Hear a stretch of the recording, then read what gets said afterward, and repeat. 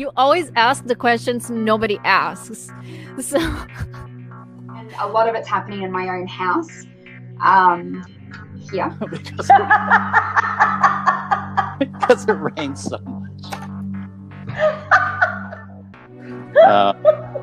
Yeah. That's a good one. But you're the only person ever who's ever asked me that question. Ever. Do something fun, have a romance, maybe. Wow, what a presentation. I can show you my favorite tattoo. I'm still laughing about that intro about Jurassic Park and elephants. She still hasn't got any elephants, so it's a win-win so far. Those things are always interesting just because I'm so like, scattered. I find it so funny because we also met before the pandemic. We have a longer history. Did you really bring that up? That was a private conversation. I hope people keep thinking that I'm really relaxed while I'm playing and do not realize when I'm playing the difficult parts of the song. That's a really good question. Again, Mark, yeah, man. Everybody needs to subscribe because Mark here, he asks really good questions. I'll go this way. There he is. Art needs multiple voices to truly shine.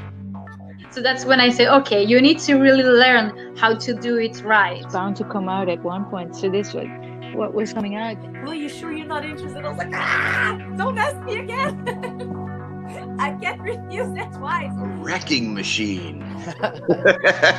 I'll take it. 9 to 11 years to become a near physician. Anytime I see a breakdown and then I'm like, huh, that seems different, I'm in. Be in their presence, so I conduct my life in a way that I hope that they want to be in my presence as well.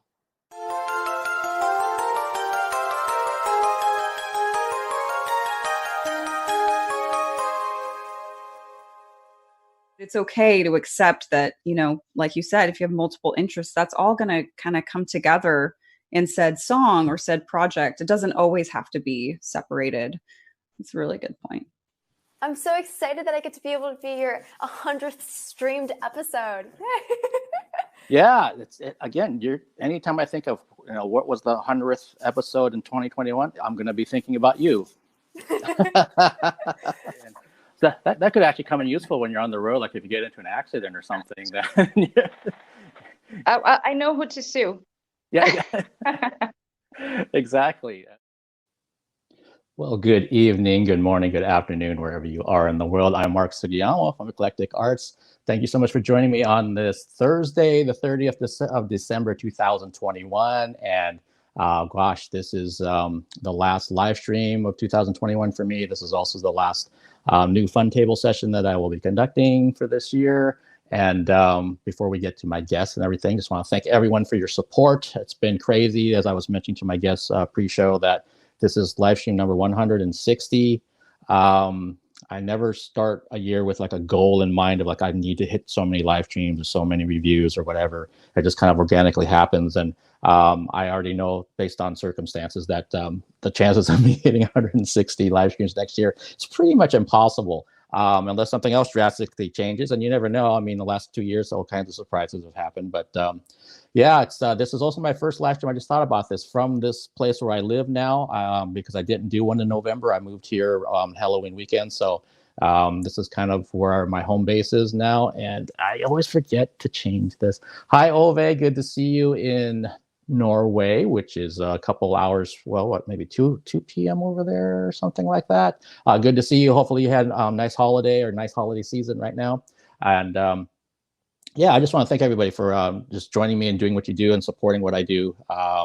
It's been just a really crazy year in terms of numbers. Obviously crazy what's going on out there. Things are kind of all over the place. I have had at least the fortunate chance to be back in person to cover a few things in October, November, and this month too.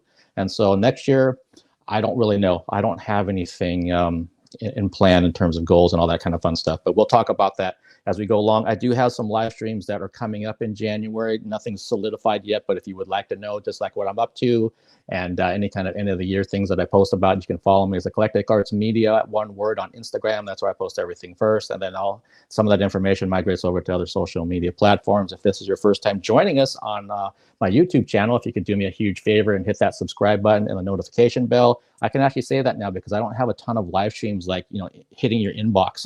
So if you would like to know what's going on, I actually had somebody where my day job is saying, Mark, I don't think I have my notifications set because they didn't know I've still been doing these. I said, yeah, this is actually a good time to do it because, again, you might get like an email a week or, every 2 weeks or something like that, depending on what my schedule's like. But yeah, and if you're over on the Twitch side of things, if you could follow me over there, because that's where I started all of this work way back in May 22nd of 2020. And if you're new to the Fun Table Session concept, what this is when I take guests that I've previously interviewed and I bring them back together in an informal setting. In many cases, like tonight, these guests have not met each other before. And so we just kind of sit back and just shoot the breeze about random topics, have some fun. Sometimes we might get a little serious and just kind of find out what other people are up to. They can definitely promote stuff that they got coming up and just everything under the sun. And since it's the end of the year and we're in the holiday season, maybe we'll talk about that. I don't know. And if you're here in the chat, please feel free to put in your questions or comments for guests or myself or everybody. And we just kind of roll with it. So let's see. This is kind of interesting how this worked out with the guests today, because I have a guest from the July New Fun Table Session. I have a guest from the August New Fun Table Session, and I have one from the September Fun Table Session. And that wasn't necessarily a plan. It just kind of organically happened that way. So it's kind of cool that I have guests that are coming back. And so let's see, off the top of my head, let's start with the guest from July. This guest has, oh gosh, all these things. It sucks getting old because I remember things just off the top of my head that I didn't plan on. This guest was actually a part of the first Fun Table I did this year in January, if memory serves, with Katie and Carl. She has been a guest, as you saw in the clip in the video, if you were watching from the beginning. That was a part of the Alice virtual tour. So that's where that video came from. And yeah, she's done, I've actually probably lost track of how many Fun Table Sessions she's a part of. She was a part of the very first live stream I ever did as Eclectic Arts on my own, because that was a Fun Table Session. I do remember that. So, hey, my memory's starting to come back. So, hey, let's welcome back to the Eclectic Arts Virtual Studio, Nicole Bouffard. Hey, Nicole. Hi again. So good to see you. Thank you for joining me from over there on the East Coast. Thank you. Yeah, it's good. It's always good to see you. It's always good having you hang out with us when we do these. And I think I've mentioned to you to see you offline. You can hang with anybody. You've got great stories. You have so much in your background, so much talent that it's kind of like, it doesn't matter who I put you with. It's like, I know it's going to work. Aw, thank you. Rock on. Yeah. And hey, and since you were a part of the Alice Virtual Tour, I see Captain Blackwood is joining us. Yeah, I do see. Yeah, Happy New Year. Familiar to you face. Too, Alex, who's super strong supporter of Alice, and got to see them live in person again this year. So I'm envious of that because I have not had that privilege. But hopefully things are going well for you down there in Las Vegas. And let's see, the guest that was part of the August Fun Table Sessions, we did our one-on-one interview with the clip of the 100th live stream for Eclectic Arts. She was the guest, and that was, I want to say, back in May. And then, yeah, she came and joined on a Fun Table Session in August. And a really, really talented singer, entrepreneur, dancer, just got all kinds of things going on. And she's got a great personality, and I just love having her. So it's great that she could join us too. So we're going to welcome back Alex Freeman. Hi, Alex. Oh, I think you're muted. Let's see. Did I do that? Sorry. Okay, we're good. Okay. There we go. Hi. I'm so excited. I can't believe that, like, I'm so exciting to, like, think about, like, oh my God, there's been so many episodes since I was on. And I'm like, oh my gosh, I was the 100th episode. And I was watching the video back on the backstage, and you go, every time I think of the 100th episode, I'm going to think, oh, my guest was Alex Freeman. And I went, I did that at the same time as I did it in the video. Started cracking up. It was very fun. Yeah, I could see you do that. Oh, but yeah, no, it's awesome having you back. And yeah, again, you are, when I think of who is the 100th guest for 2021, it's you. So awesome. And last but certainly not least, my guest from September, we did an interview, a one-on-one interview, which was, I want to say back in maybe April-ish, so springtime of this year. And she came on in September, and we had a really great session with Camille and Drew, I remember, two people in the film world. And so she's been involved with a lot of other music. She's obviously been involved with her own band, Chaos Magic, and I believe they have an album that's probably recorded now, but I don't know exactly when it's coming out, but she can definitely tell us herself. So I'm going to welcome back Caterina Nix. Hi, hey guys, how are you? Thank you so much for having me again. Yeah, it's awesome having you. How are things going down there? Well, everything's good. Nothing is moving too much, at least for me. We still have some restrictions with COVID, so we haven't been able to play live, and I'm really craving the stage. But you know, it will come. It will come. We're waiting.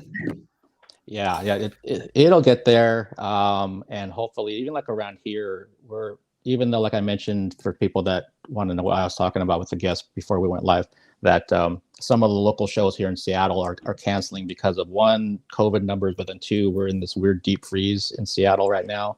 And so, but there obviously have been shows in the spring. I was at my first concert back in, when was that? December, that I got to photograph and review. So that was awesome to be back in that environment of live music again. And I know depending on where you are, especially on the East Coast, like where Alex and Nicole are, things are a little bit more open over there than perhaps they are here in the Northwest. So yeah, everything hopefully will just, if we've learned anything in the last 2 years, it just kind of roll with the punches.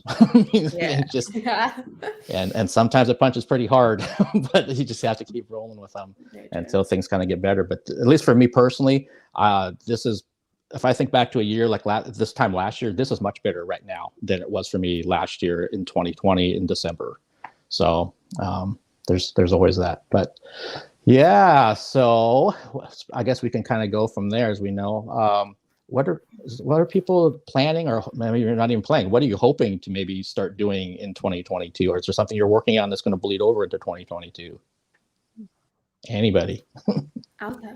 I have been working on a lot of songs recently. In 2020 and 2021, I've written so many songs, and I'm so excited to keep releasing because I didn't really get to release much this year. I released 2 songs, and my goal was 4, but it just wasn't the right time because we thought, like, in our plans for release of 2020, we were like, okay, for 2021, everything's going to be fine. The world's going to be like exactly how it was, like not exactly, it was going to be better than it was before. And like, we don't have to worry about like all the COVID issues and everything like that. And then it hit, and I released my song Paper Mask. Because it was bad, and I wrote my song Paper Mask and released it, and it was really, really exciting being able to have a song that everybody can relate to because it's on a topic that everyone in the world is dealing with. So my goal for like the new year is to be able to release as many songs as possible and create new music that I love and will improve on my skill sets as much as possible. That's awesome. And yeah, you're right, because that song is what brought us together. So had you not put that song out, I don't know if I would have known who Alex Freeman was, and you certainly would have known who I was. So that's cool. And Nicole or Caterina, anything that you're working on or things that you're kind of hoping kind of happen, fingers crossed kind of stuff? I think she's frozen. Yeah, because you dropped off real quick and she's back. So I'm back. Yeah, okay. Sorry, someone was calling me on the phone. Oh. That's so funny. Okay, so my plans for this new year are just basically linked to the release of our new album with Chaos Magic. We worked very hard during this past year and a half. It was hard because we were all just forced to be home, and it was weird to try to make music with other people because it's 2 of us who are the main writers of Chaos Magic. So it was hard, but it was very interesting in the sense that it kind of made me face so many emotions, and I think the writing process was a lot more introspective, and it was a nice experience after all, you know. And now we have to do all the things to release the album. We don't have a date yet, but it is going to be during next year, probably by the end of it. So yeah, we have to make videos, we have to make material. So it's a very exciting time. You know, the previous experiences before releasing an album, you know, you have to have everything ready. So I'm very excited about that. That's very cool, and you're right too that there's more of a timeline that you have to get things ready for an album release instead of like having it all ready and then just plop it out there because of the way the pandemic's been. That it kind of afforded you a little bit more time. Mm-hmm. Oh, yeah, cool. I always think, like, hearing all that, it's great. I forgot how amazing it is and how you put together all these people that we can relate on these levels that we don't relate to people necessarily on our day-to-day basis. So you're just talking about, oh, and I got to do these videos, and it was just two of us writing, and this, I relate to you. I understand that. And it was refreshing to hear that, because I keep a lot of those thoughts in my head and a lot about the process. And sometimes we forget there's others out there that are doing the same thing. So it's kind of amazing. You know, it's really cool. That's true. And Nicole, with your music, not with the U.S. Army Band, but your own personal music, has that been kind of something too, where you're like, well, do you ever get lost in your own head about? Oh yeah, I don't know if you guys have the ups, and I'm sure, of course, you have the ups and downs. That's how it works. I always looked at it like as artists, we go through periods of input. So like we're living life and we're getting this input, and then we're not necessarily creating, but it's like we're absorbing. And those are the times where we start to kind of not put out as much, but we know that we're processing. And then all of a sudden it like, blah, and you create all this stuff. I'm in that process where I think I'm inputting. So I haven't written in a few months, which is like, so I'm a little stressed about that, because I'm like, I need to write, but at the same time I'm like, no, I don't feel it, and I don't want to just like force it if I don't feel it. But I do have like 3 songs that are ready to go and be sent to be mastered, and I just gotta wait for that to the one that's out right now just needs to come back, and then I can start kind of getting on the bike again and doing it. But yeah, I'm in that absorption phase right now.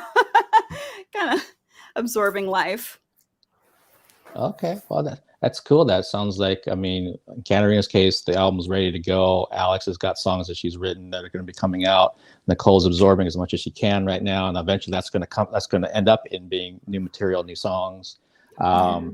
And I know I saw, well, and Nicole, you know John and Christiana because you've done fun tables with them, actually. Mm-hmm. I saw them in person, who I haven't seen in a long time, and was telling them that I want to start creating more.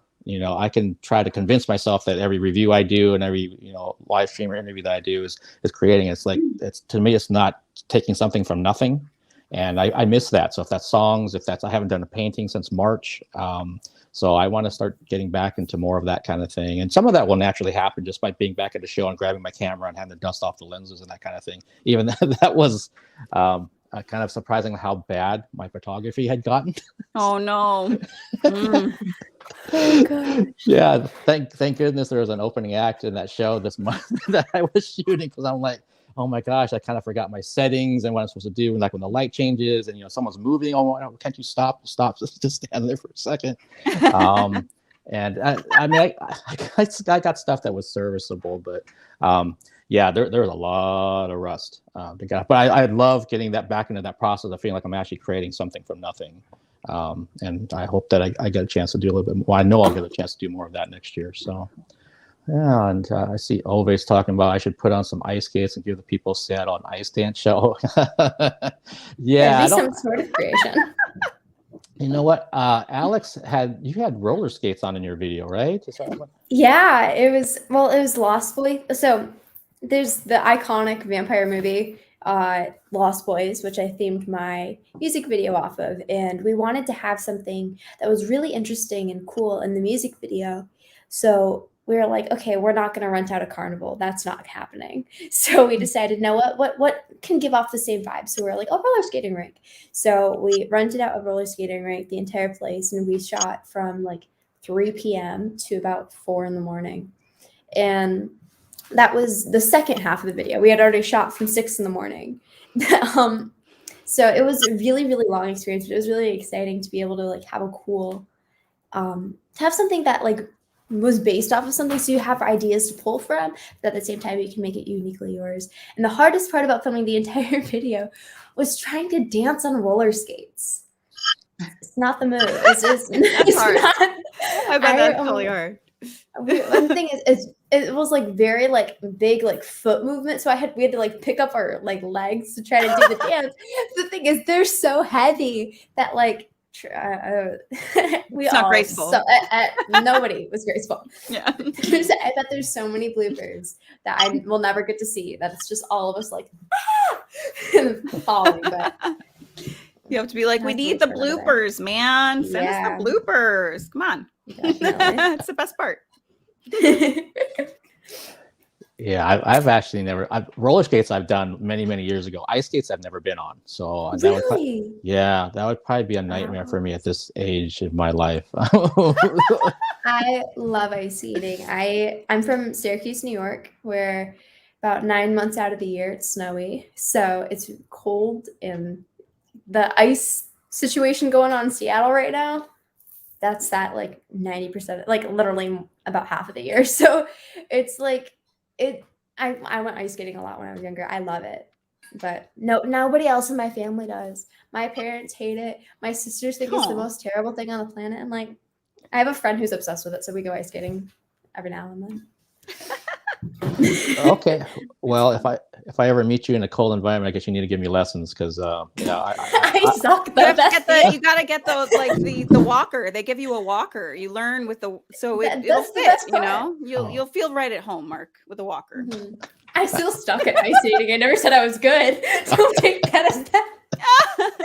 Actually, that helps, because it gives you that little bit of comfort. So I love. You'll be good. I did that for years. You'll be good with that. You just gotta. Oh God. That's actually good to know. I had no idea. I mean, it makes sense that they would start you with a walker, because otherwise you're falling flat on your face. And and some people use like traffic cones, so they push along traffic cones, and then other people, they have like, it depends on the place you go to. They have bins sometimes, and other times they have like walkers, but they all do the same function. Right. Keep you on your feet till you're ready to fly. Yeah. Okay. All right. Yeah. Well, I'll keep that in mind. I see Captain Blackwood saying, "Yeah, you're not getting me on ice skates or in ice skates ever." Ever. So, but all right. And I have, so as all three of you know, I have a really random mind. So if I don't ask a question, I'll forget it. Alex, I'm curious, how tall are you? I'm 5'7". Okay. Oh, I don't know why I didn't picture you that tall. I picture you like me, like I'm 5'1". I'm short. Yeah, I'm relatively tall. Yeah, that's awesome.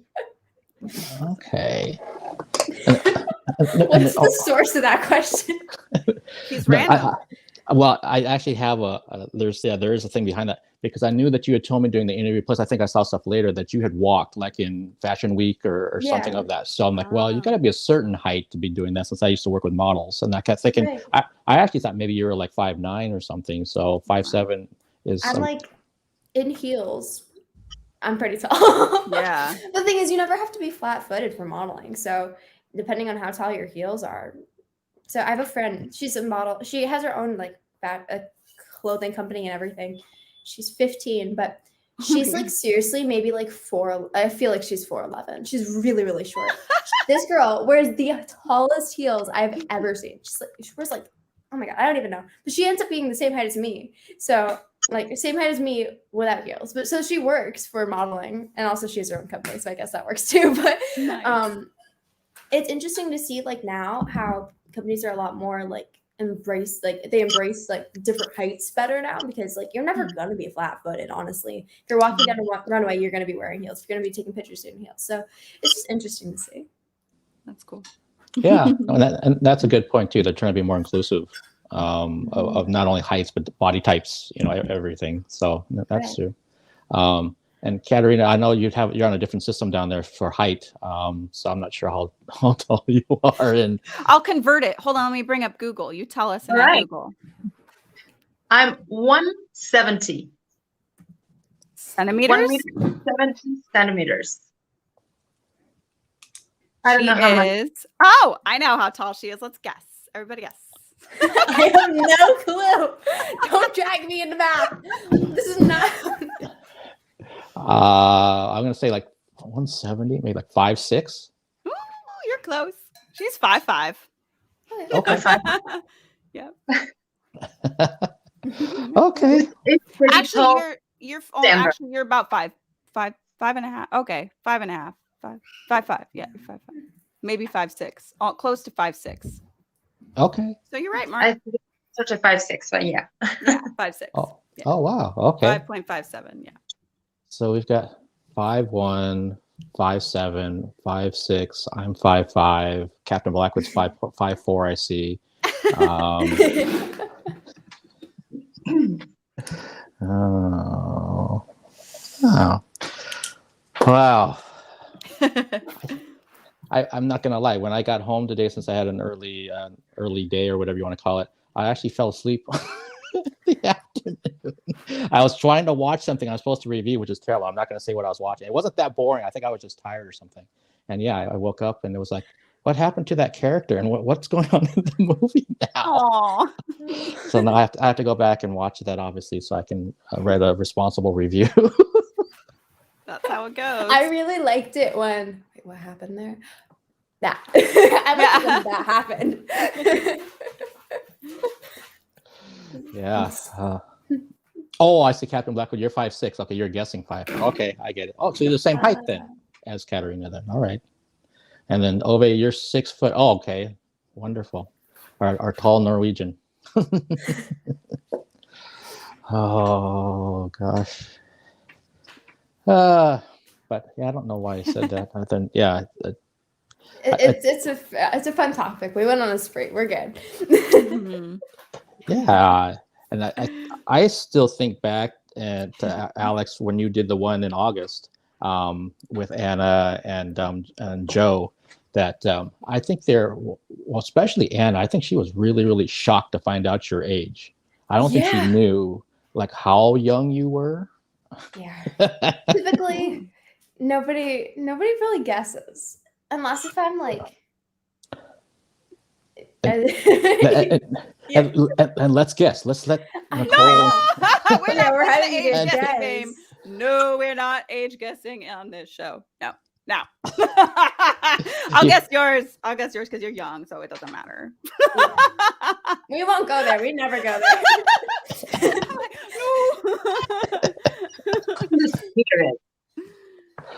Yeah, because Alex mentioned, I think the friend that you had that was 15, right?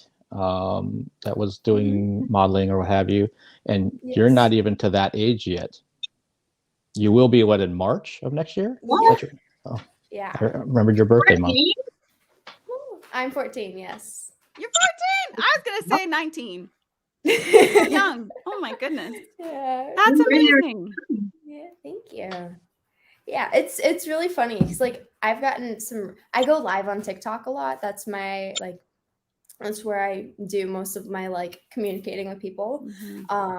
Other than like in DMs and stuff, but like I get to talk with so many people around the world every single day on TikTok. And I go live like for like an hour a day, and everybody always tries to guess my age. And I can't, but the thing is on TikTok, I'm not technically old enough to go live on TikTok. So I can't say my age, and everybody guesses. And so I'm like, yeah, whatever you think I am. Whatever you're happy with. That's crazy. People like do a guessing war, and I can't say anything. Do you have to be 18? You have to be 16 to go live. Oh, so okay. I can pull that off. Just not say so bad. it. That's just a couple more years. Yeah. That's awesome, though. That's awesome. I mean, technically, in a couple of months, it'll be like a year, so we don't have to worry about like. Yeah. Well, they haven't stopped you yet, so you probably No, they haven't. Right. I got blocked. I got banned once, but it was for hateful behavior, and it's because somebody told me I had a jacket and a little like you couldn't see my top because my shirt was like here, but like somebody goes, put a shirt on, and I was like, and right now they said, put a shirt on, please and thank you, but it was like you could tell it was rude, and I was like, I do, please and thank you, and I said it like that, and I got banned for a week and a half, and everybody got mad at me. Oh wow! I'm like, weird. What? It's just interesting to see like what ticks people off. I think it was mine that people. Oh, is that you? I'm like worried someone's breaking into my house right now. I'm like, is that my alarm going off? Like, do I need to pull out the gun? No, it's you. It's you. I'm alone right now, so. I see my 3-year-old sometimes, sometimes he borrows my phone and he plays his cartoons on YouTube and whatever, and sometimes I catch him watching TikTok, and it's such a mystery for me because I feel so there's a generation gap. It's so far away from my generation that I see so many weird things, and he laughs his ass off, and tending to fart with colors and lights, and it's so strange. Like, I don't know what actually TikTok is about, but I do realize that it's a very important tool for young celebrities or singers and performers, and I'm gonna try to discover a little bit more about what TikTok is, because I've had people telling me, hey, don't you think you should get a TikTok account? And I'm like, why would they want to see that? People on TikTok, I feel like I don't know what to do. Like, should I get a TikTok account? Yeah, I would recommend it. Yeah. Okay. I think that it's important. Unless if you don't want to take on doing another platform, because social media is a lot of work in its own, and that's a full-on platform that you have to be consistent on. And I am supposed to be like, you're supposed to post like 3 to 6 times a day on TikTok. Now I think that is crazy. And I have 1,000 and like some drafts on my, so you get to like create videos and save them to your drafts and not post them. So like I try to get content, and then I look back and decide I don't like them. So I'm lucky if I get about a post a day or every 3 days. All right. I'll say a post a day to make myself feel better about it. Honestly, it's about a post every couple of days, but it's really important to post frequently on there. Mm-hmm. And then also, once you get around 1,000 followers on TikTok, you can go live. And that is the #1 way to grow following. It's really, really important for an artist. Okay, thank you. I learned all about it. I did a lot of studying, and I have friends who are influencers. So they'll be like, oh my God, did you hear about this? And it's keeping up with the algorithm, honestly. That's what it is for every social media platform, is learning about what the algorithm is and how do you beat it. And then once you beat it, in about 3.5 days, they'll probably change it on you and you got to do it again. Interesting.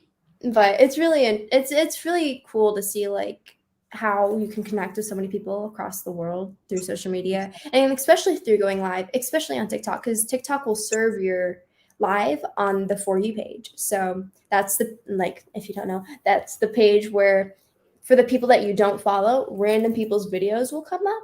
Mm-hmm. And you can just scroll through it, and it's just the randomest things and it's what TikTok thinks you like. It's customized to you. So, and it will serve your live to people that like content, that what you create or like what you do on TikTok. And that's pretty much it. They're a smart platform. Interesting. It's very interesting. Yeah, I kind of feel so, like creating all that much content, because I'm lucky if I'm able to upload a picture a week on Instagram. Overwhelming. Yeah, it is. One thing that's really important too is reels on Instagram. I mean, you can post the exact same thing on TikTok and Instagram if you put it in a reel and put it in TikTok, but making sure that there's no none of the like little symbols on it. I don't know what the word is for it right now, but it's Watermark. So like the watermark, thank you. The TikTok watermark or the Instagram watermark, making sure that that's not on it and making sure there's no watermarks whatsoever, and then posting it on each platform so that you don't have to create anywhere near as much content. Yeah. It's still a lot. It's still, you got to make so much to stay up with everything. I think that's why I burnt out a little bit for the holidays. I was like, I can't make any more stuff. I'm supposed to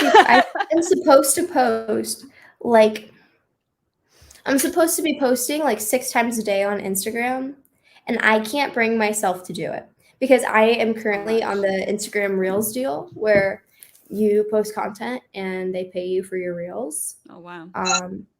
So I have days where I post 6 times a day, and I have weeks where I don't post anything. So it's just really interesting to like, my goal is to create good content, and I don't want to create something that's it's just not done well. I want to create content when it comes to music, when it comes to posting on anything. I want to create content that I love and want other people to love. So I want to post what I feel is good and not like, bleh.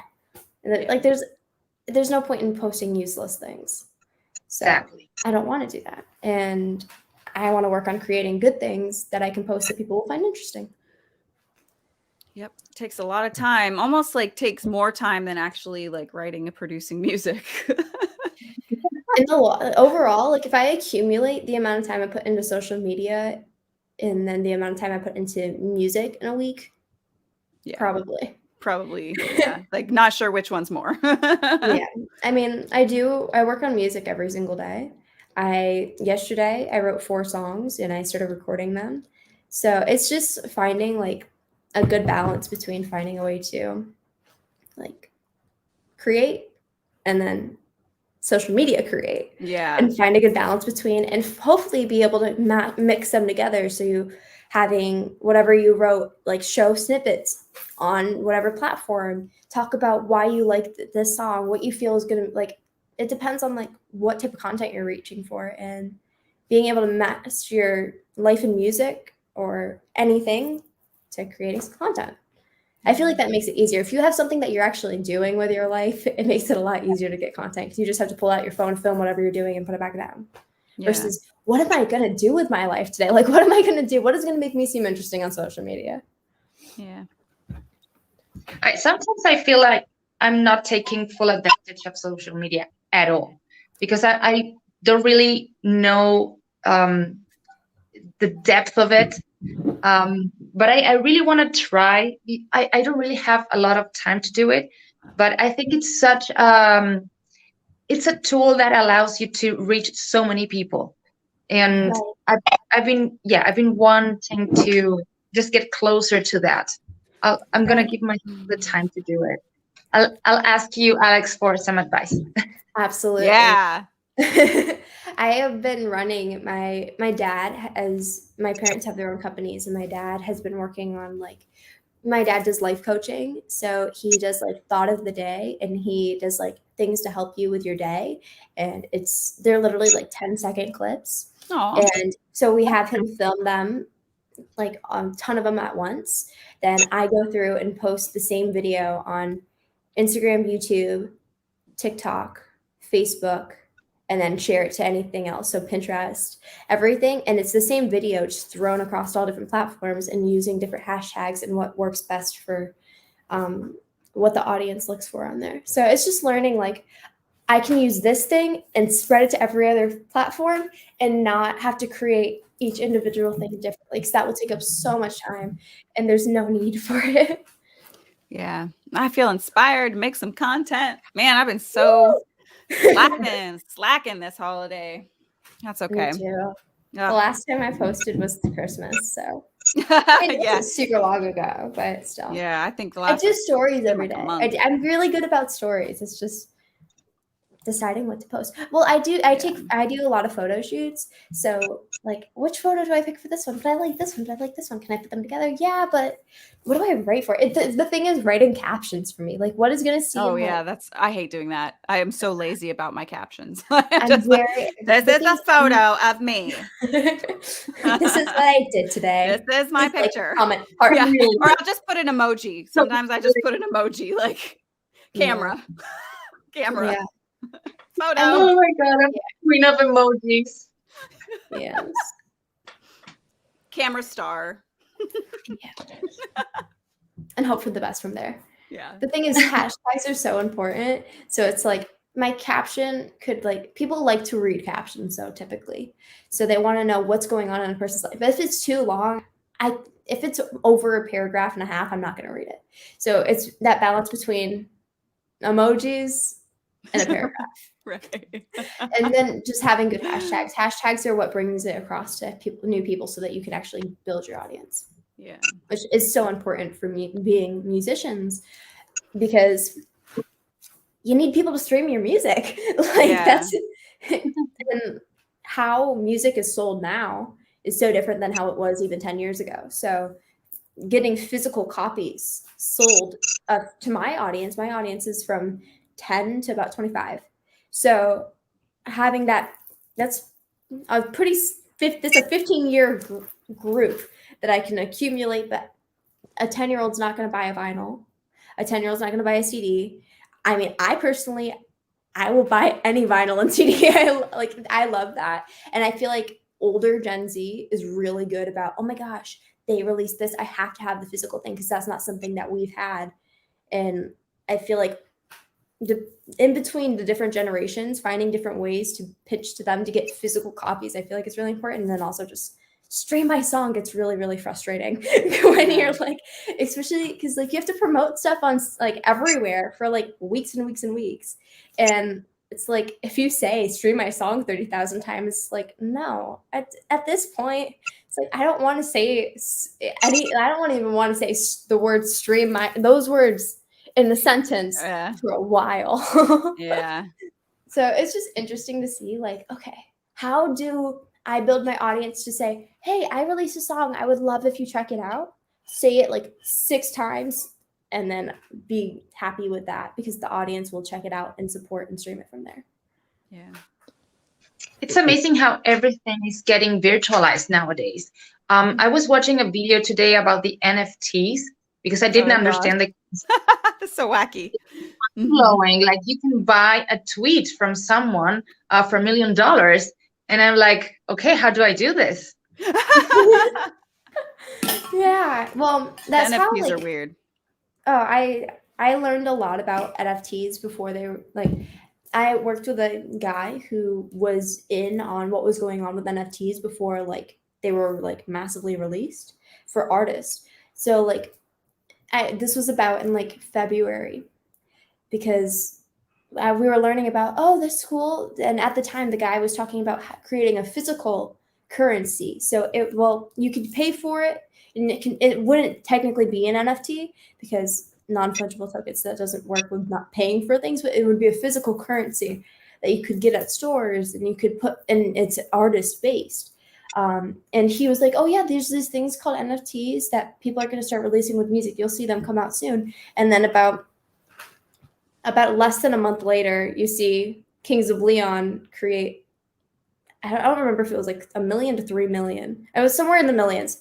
I don't know if it was 1 or 3 or something of something. And I don't remember exactly what it was right then, but it was a very quick time. So it's really cool to see how all of that works out. But at the same time, it gets confusing because there's so many different there's so much terminology that you got to learn about. You got to say the right thing and you got to know, oh yeah, this is the company I get to work with. This is the thing I say to, and then it's crazy. But it's you were saying with, and you were saying with people buying tweets for art. That's how Khalid became popular. He literally paid the Kardashian, he paid Kylie Jenner and was like, oh my God, this is my new favorite artist. I love his music. You guys have to go check him out. Overnight, he gained a couple, literally massive amounts of numbers. And that's how he became popular, was through Kylie Jenner being like, oh my God, I love his music. And it's really interesting. Send her a t-shirt of my band forever. Oh, God. Just start sending. Just send mass amounts. Hold on here. I love that. I'll just. Oh God. Just send I have a hoodie for you.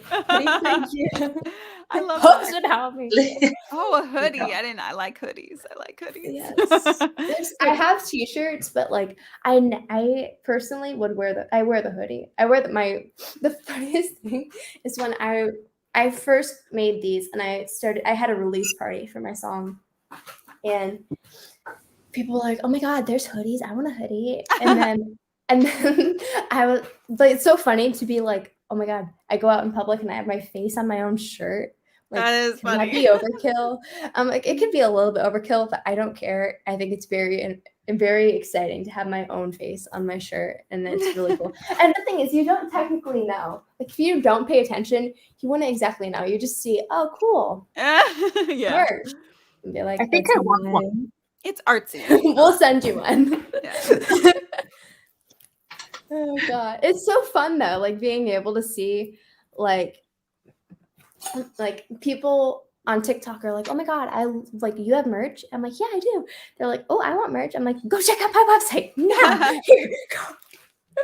It's just really exciting. It's like I think it's really cool to be like, "Oh my god, people want to wear stuff with my face on it." Yeah, that is cool. Wow. I feel like such an old man when I hear this conversation, because I do know little bits of everything you were just talking about, Caterina, Alex, and Nicole. But there's parts of it like I'm like, what the hell? And there was a period of time where I was really like watching all these YouTube videos and reading things online to try to get a better understanding of social media and its influence and how it works. And there are people that I know who are influencers, so I start talking to them. It's like, and they start giving me almost like workshop kind of ideas, and you can go down that rabbit hole and never come out. I mean, you could be down there forever. Yeah. So like when you're talking about like maybe on average you're supposed to post 6 times a day, but you only did 2. I'm like, crap. I mean, 6 times a day. I'm that's 42 times a week, or maybe it's only if you do 5 days out of the 7 or whatever. And like you talked about hashtags. I know that's a super important thing about what you hashtag and what you don't. Yeah. And it's like. Yeah, I've been learning from the LA content house influencers. So I have friends in content houses that are like, "Oh my gosh, we learned about this today, Alex. You got to do this," and I'll be like, "Okay." Oh man, hook me up with these people. Who are these? I know, they're great. So I have a friend who is currently so she's in a content house and they all create music, which I think is really interesting. And the thing is, they're all on contract with producers, and I personally have been offered production deals, and I'm like, should you really be on a production? Because there's some like underhanded production deals that go around. Oh yeah. And I'm like, well, do you get any % of your masters? Do you write on your songs? Do you get credit on the backside? Like what do you do?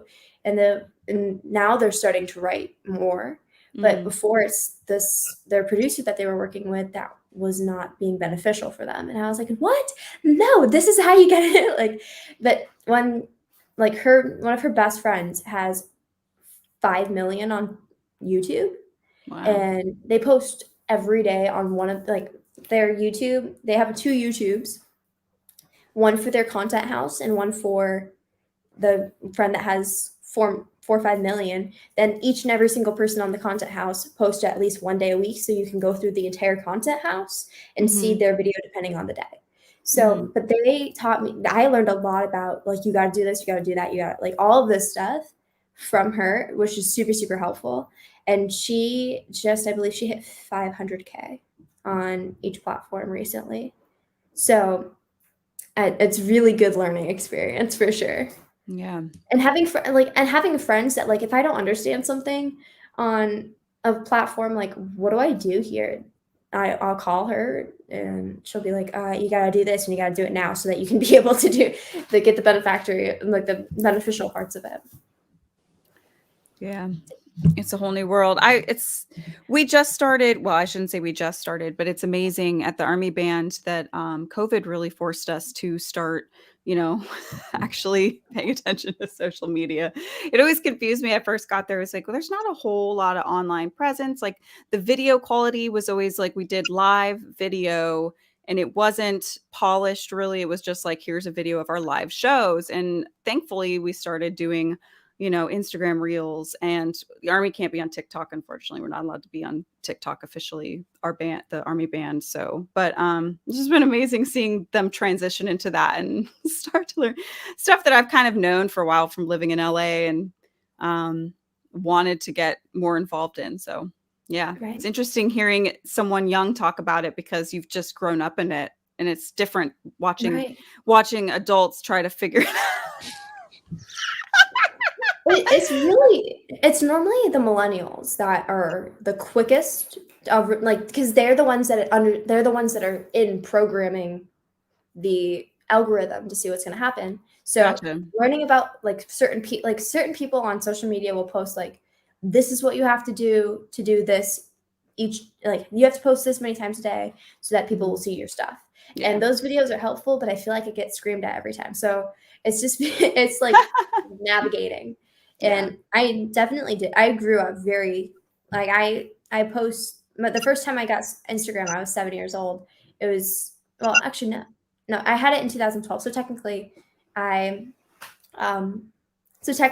it was like 7. Anyway, but I have been posting me singing, and my first post was a performance I did at Hard Rock Cafe in Mexico. And I, since then, have been trying to keep consistent. And when I was younger, I did a lot of motivational speaking, because I was like, oh, this is a cool way to grow my platform. People need this. So I talked about anti-bullying, and I talked about all kinds of different topics. And from there, I realized oh my gosh, this is great, and it's helping people. And I think it's so great, but I want to work on music now, because I've been creating music since I've been singing and songwriting since I was 5. So I have almost my 10 years into creating music. And it's so interesting to see, because I've been working with industry professionals that have been teaching me, and I've learned from really, really young age. But there's been times where I've been in a room with writers that are 18, have been working for 3 years, and their 3 years go above my 10, even though I've worked with the same people and more. And it's just seeing how people like to evaluate skill sets. It's okay. I think it's cool though.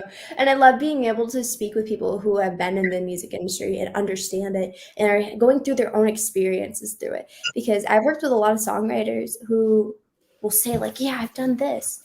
And I'll be like, yeah, I released a song. Cool. What did you do behind it? What was your marketing strategy? What did you do? Did you master it correctly? Did you put the right RSC codes? And they'll be like, I didn't even know what that is. And I'll be like, what? So I feel like it's such a learning experience in the music industry with social media and releasing and everything. Yeah. Because a lot of people say and you can watch YouTube all day long and it can tell you, this is how you play a chord on piano. This is how you produce a song. This is how you release a song. But you have to realize that some people will think they know everything about music from watching The Voice.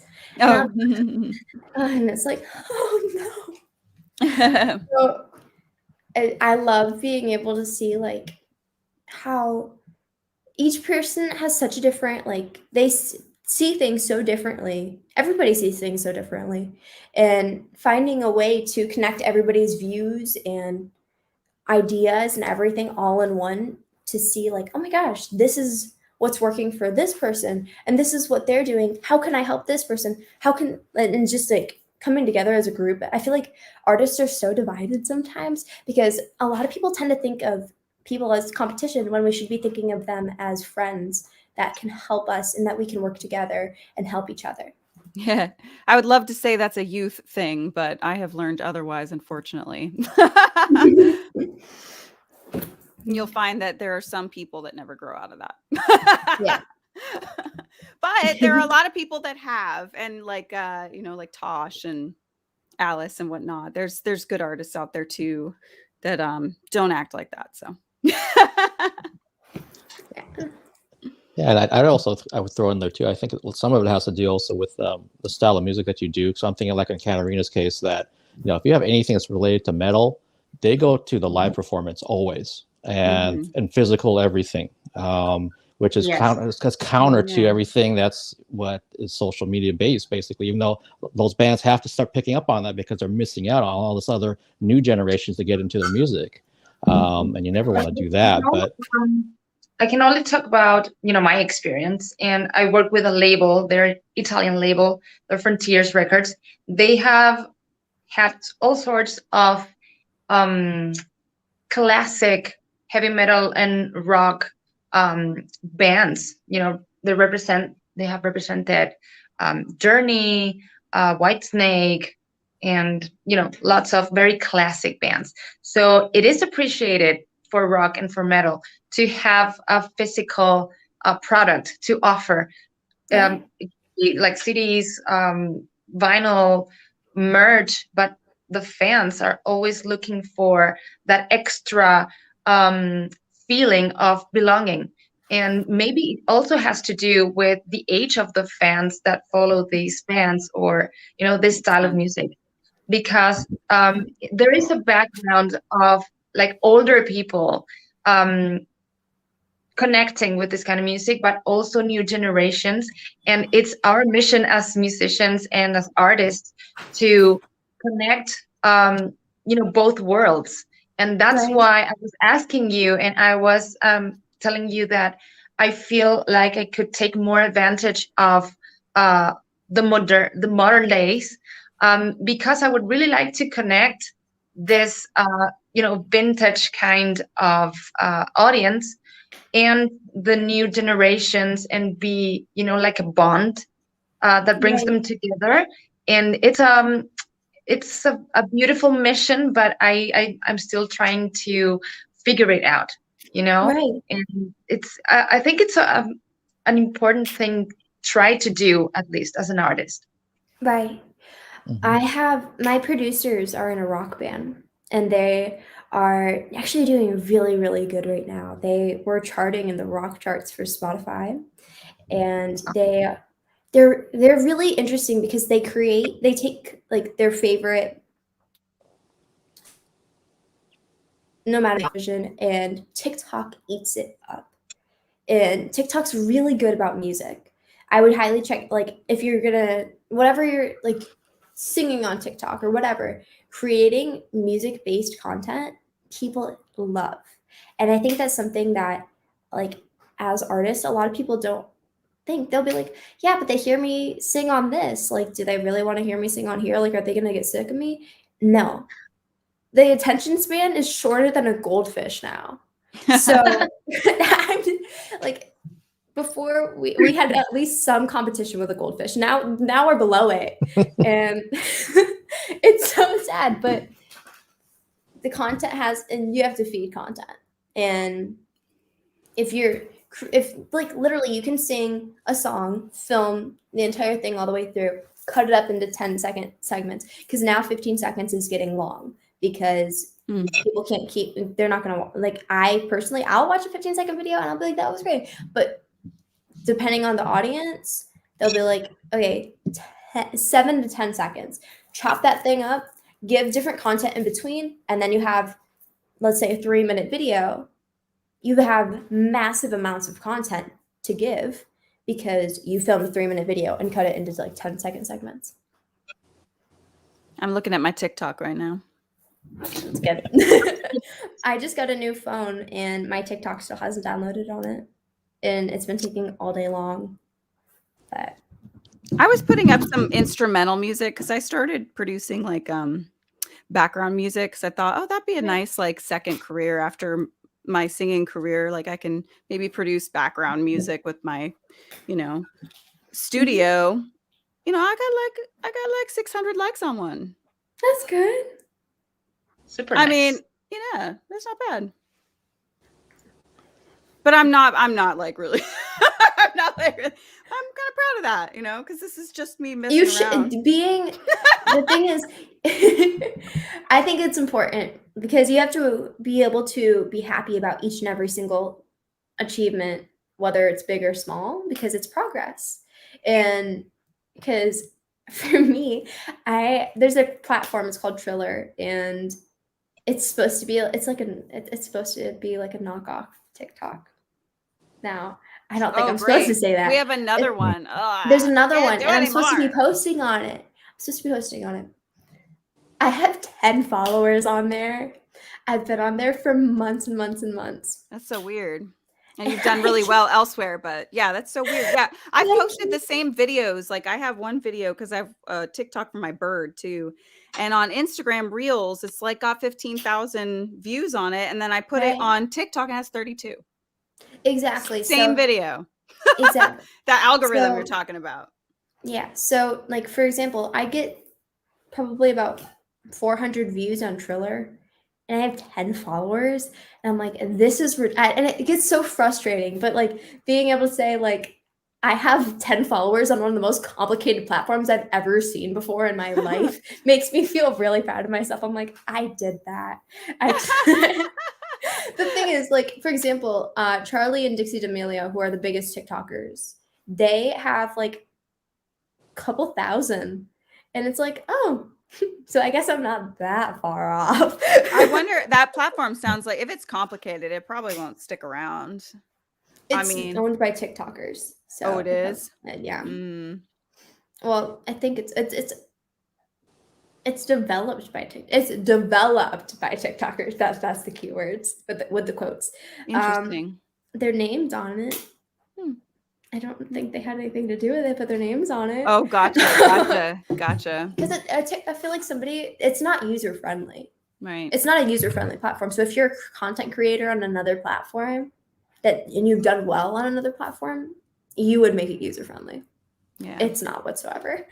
Yeah. So me and my 10 followers in Triller, you're gonna have a party. We got something special. Special bond. Very special. Very special bond. But like I literally post the exact same videos I post on TikTok. And I had one video. I posted it. It's with my friend, and it had like 45,000 views on my page. Her page, it got like 100,000. And my Triller, it got like 4. And I was like, what? People who follow you there, they already follow you on other platforms, right? No, I don't think so.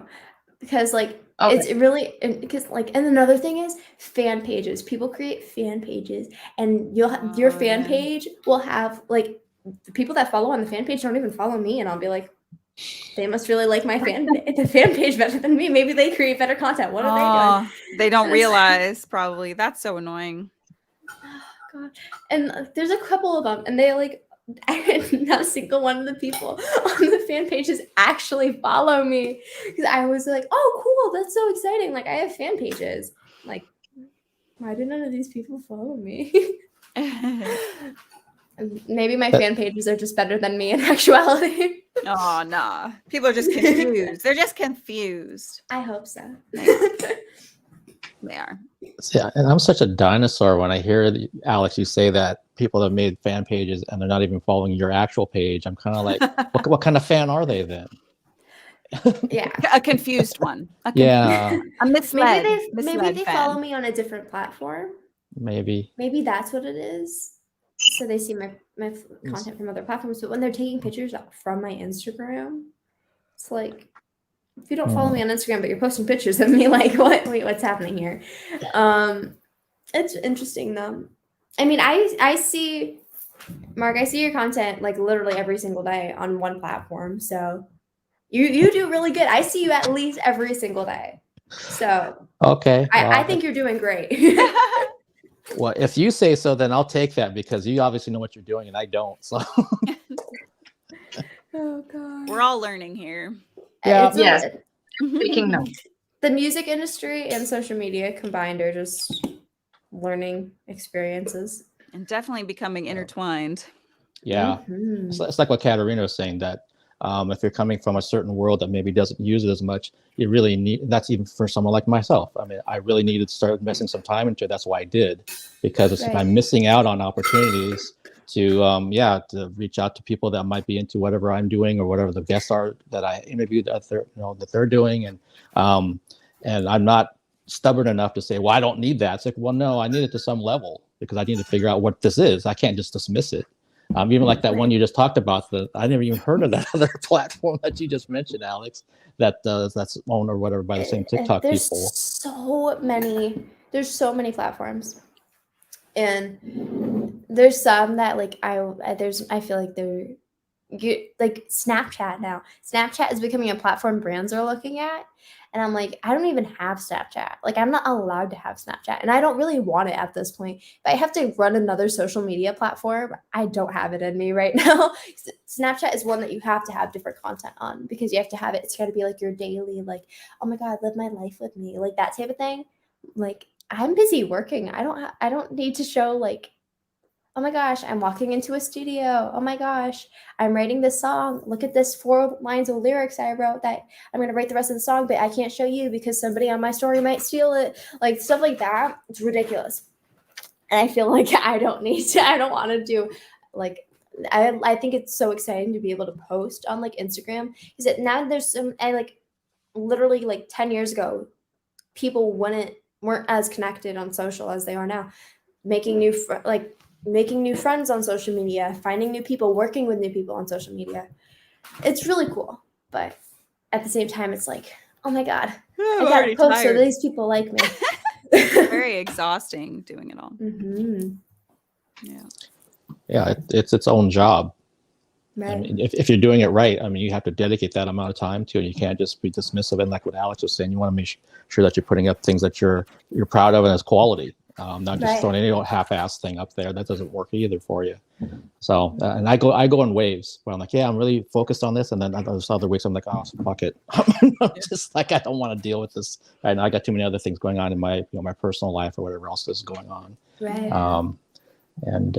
So you're going to be working full time, Mark? Yeah, I have been since September, and even if you look at my YouTube channel, you'll see like the live stream numbers went. Oh, right. Yeah, once you hit September, I think like November I did 4, and this month I did just a handful of them because I'm stuck with evenings or weekends, and then that's assuming that I'm not doing something out there now since I'm back in person with things. So yeah, and the movie stuff is still going. I mean, I just like I mentioned, I fell asleep during one, and I've got more that I need to review. And I did do my end of the year, like analytics and all that kind of stuff. And if I finish up my movies by, well, I guess tomorrow night, I'll have reviewed like 220. Wow. It's a ridiculous number of films that I watched this year. Wow. And yeah, so that's why like that number is going to go down next year. Live streams is going to go down next year. Yeah. But in person will go up, hopefully. That's good. Yeah. Yeah. It's all about balance for me. It has to be. I can't do everything. Like I'm not 25 anymore. I can't just go. It's got to be some level of, even just like now, just kind of just hanging out. I need this time. I can't. Right. But just keep at it. And I think I ended up pushing myself a little bit too hard this year, especially with some of the other things that were going on. Oh no. So it's like, yeah, I don't want to lose my love of it.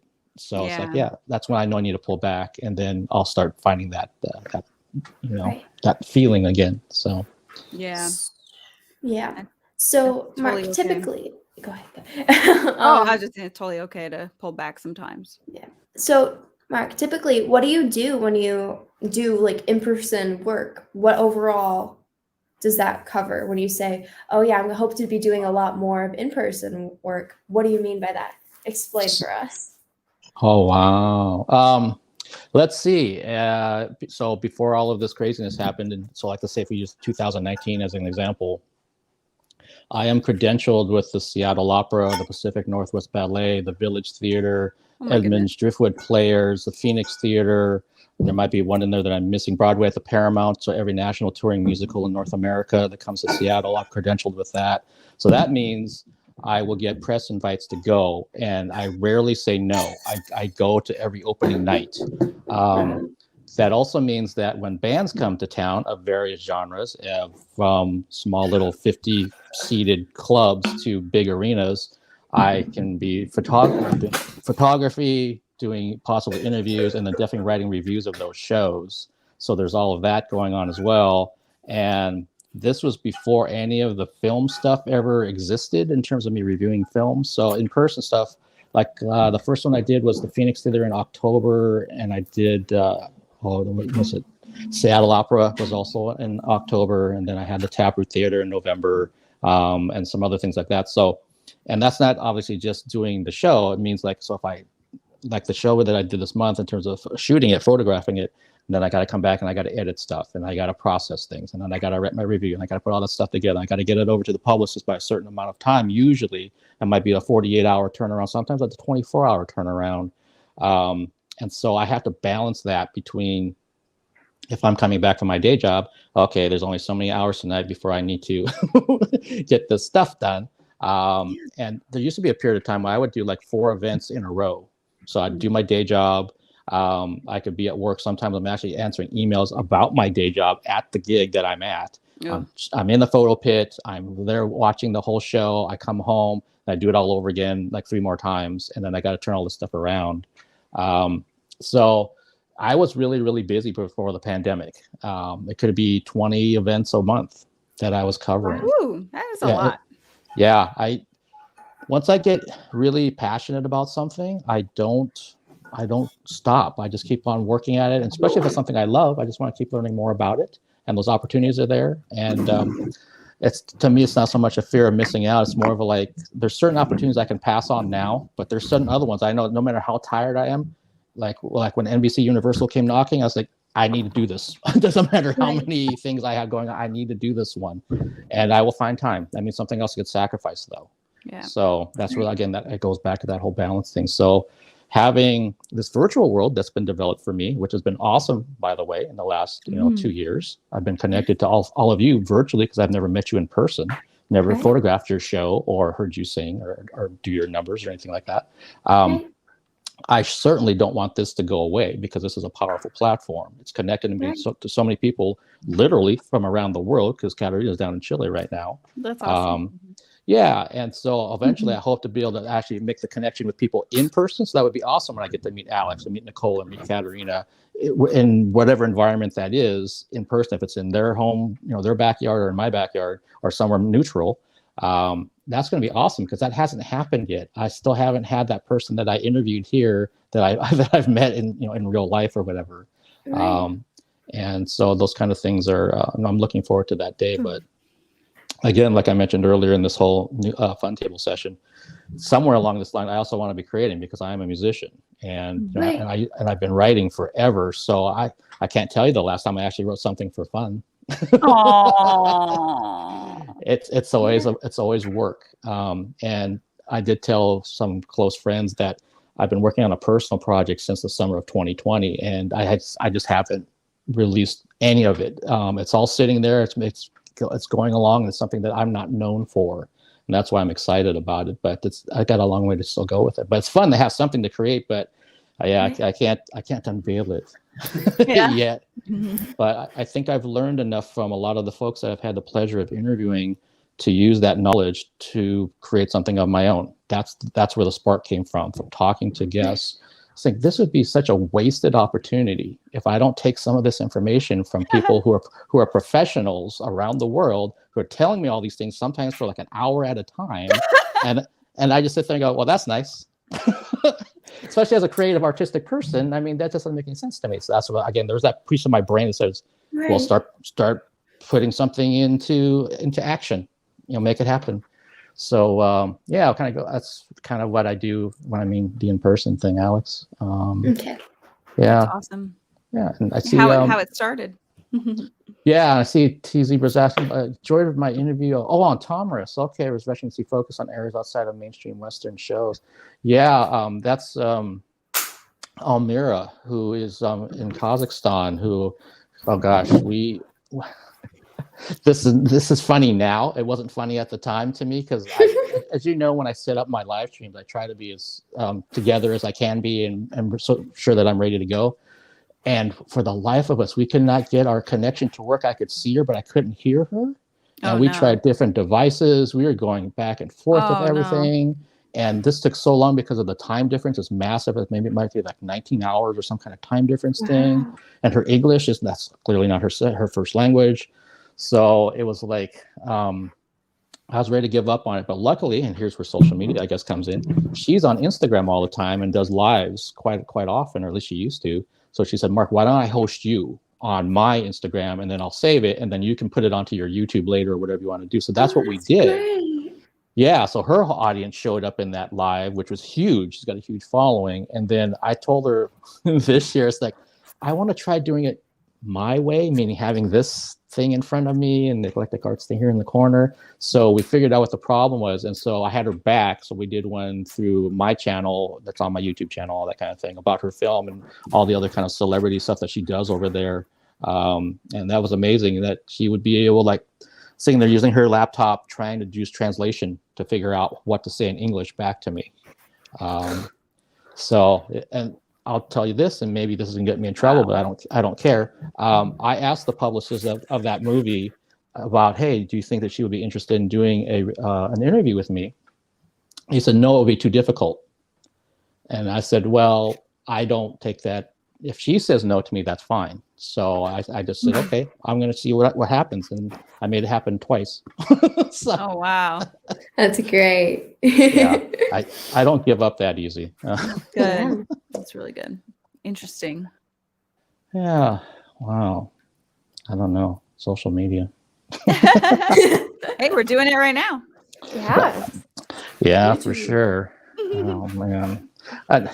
Before I forget here again, Caterina, I saw you were, speaking of social media, you were posting some stuff up where your vocals are on some other project. Are those things out now, or what have you been singing on? Okay. Yeah, well, I was participating in actually my producer and bass player's new project.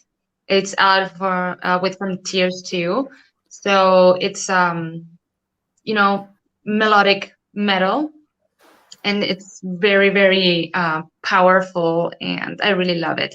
So the album is called Scars, and his name is Nason, and it's a very, very I would say approachable music, approachable record, because it has something for everyone. It's lots of songs that they kind of stick with you, and you find yourself singing them, in the middle of the day. So that's one. And I'm also participating in new record by a Portuguese band. They're called Glacia. Cool.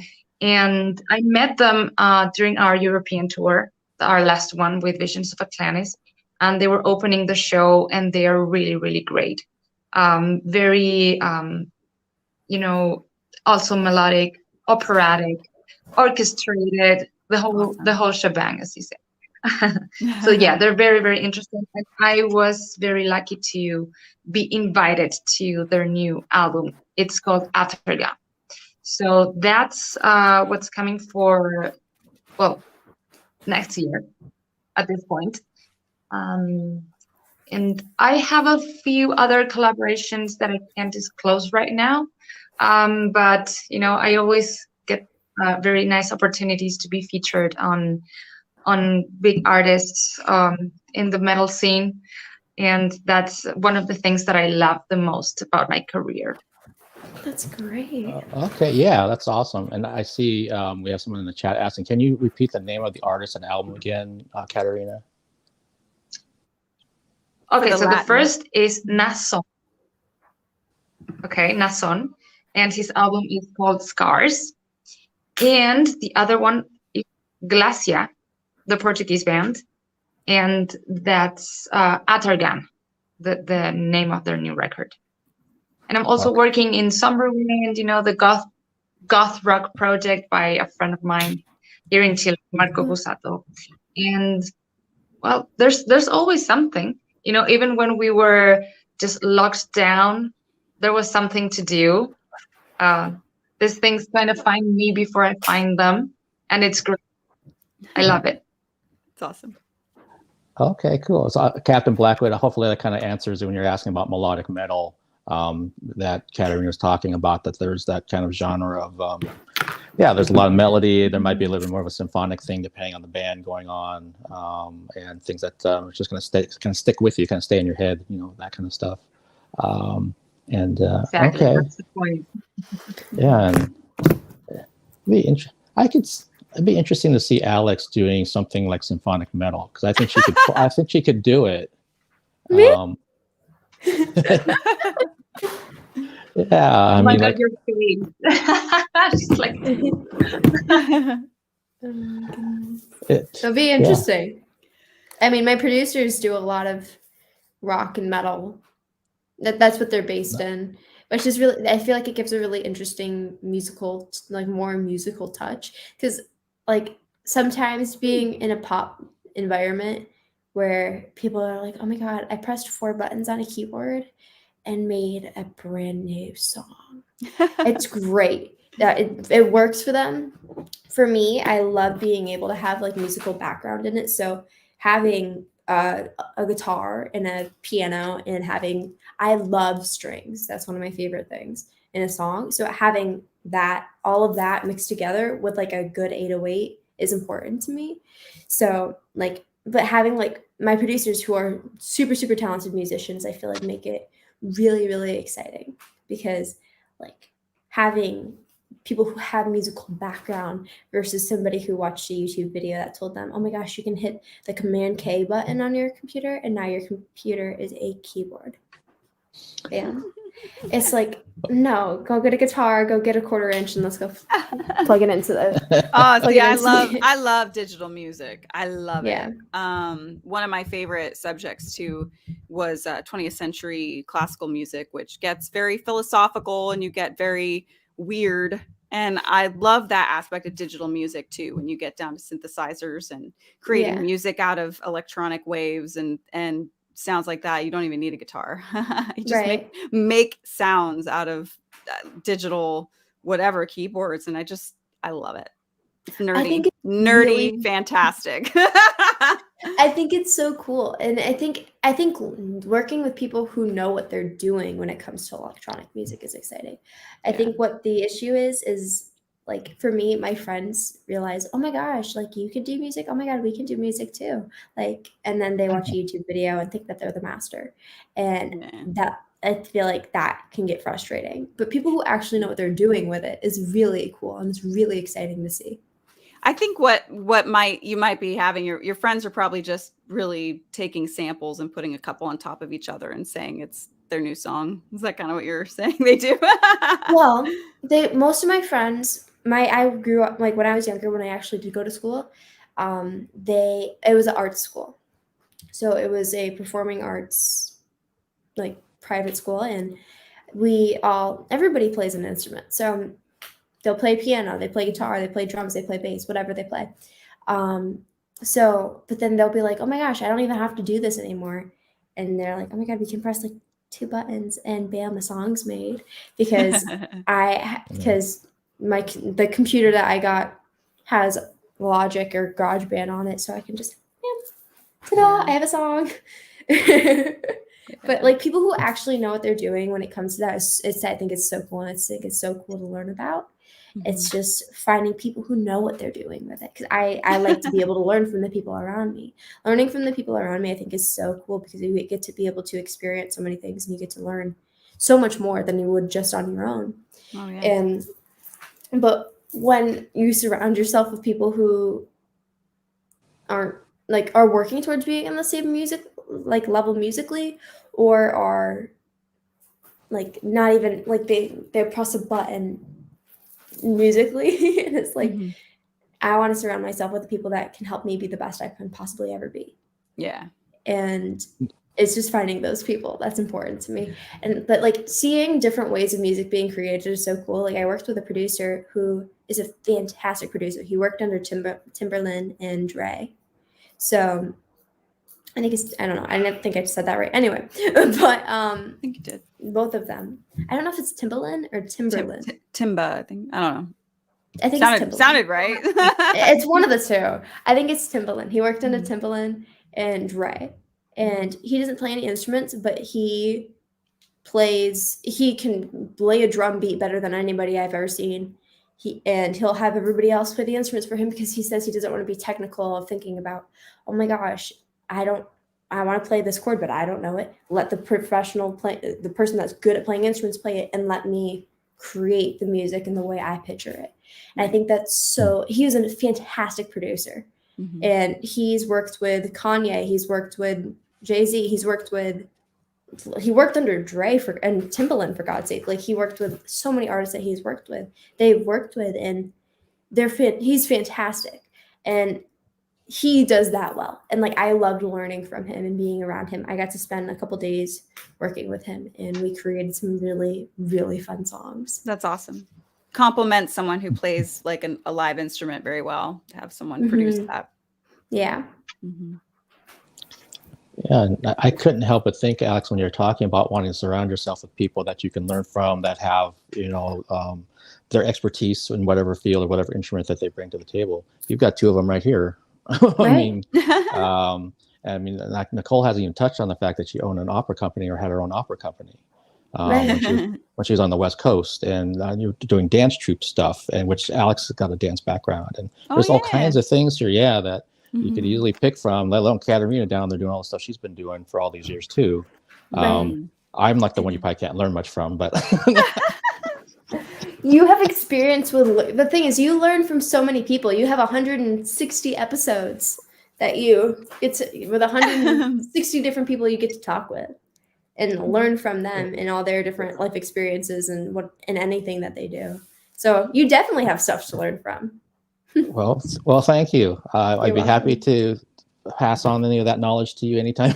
And the wisdom with the walker on the ice skates. That's what it comes with. But you got wisdom. You got wisdom. You got wisdom. There we go.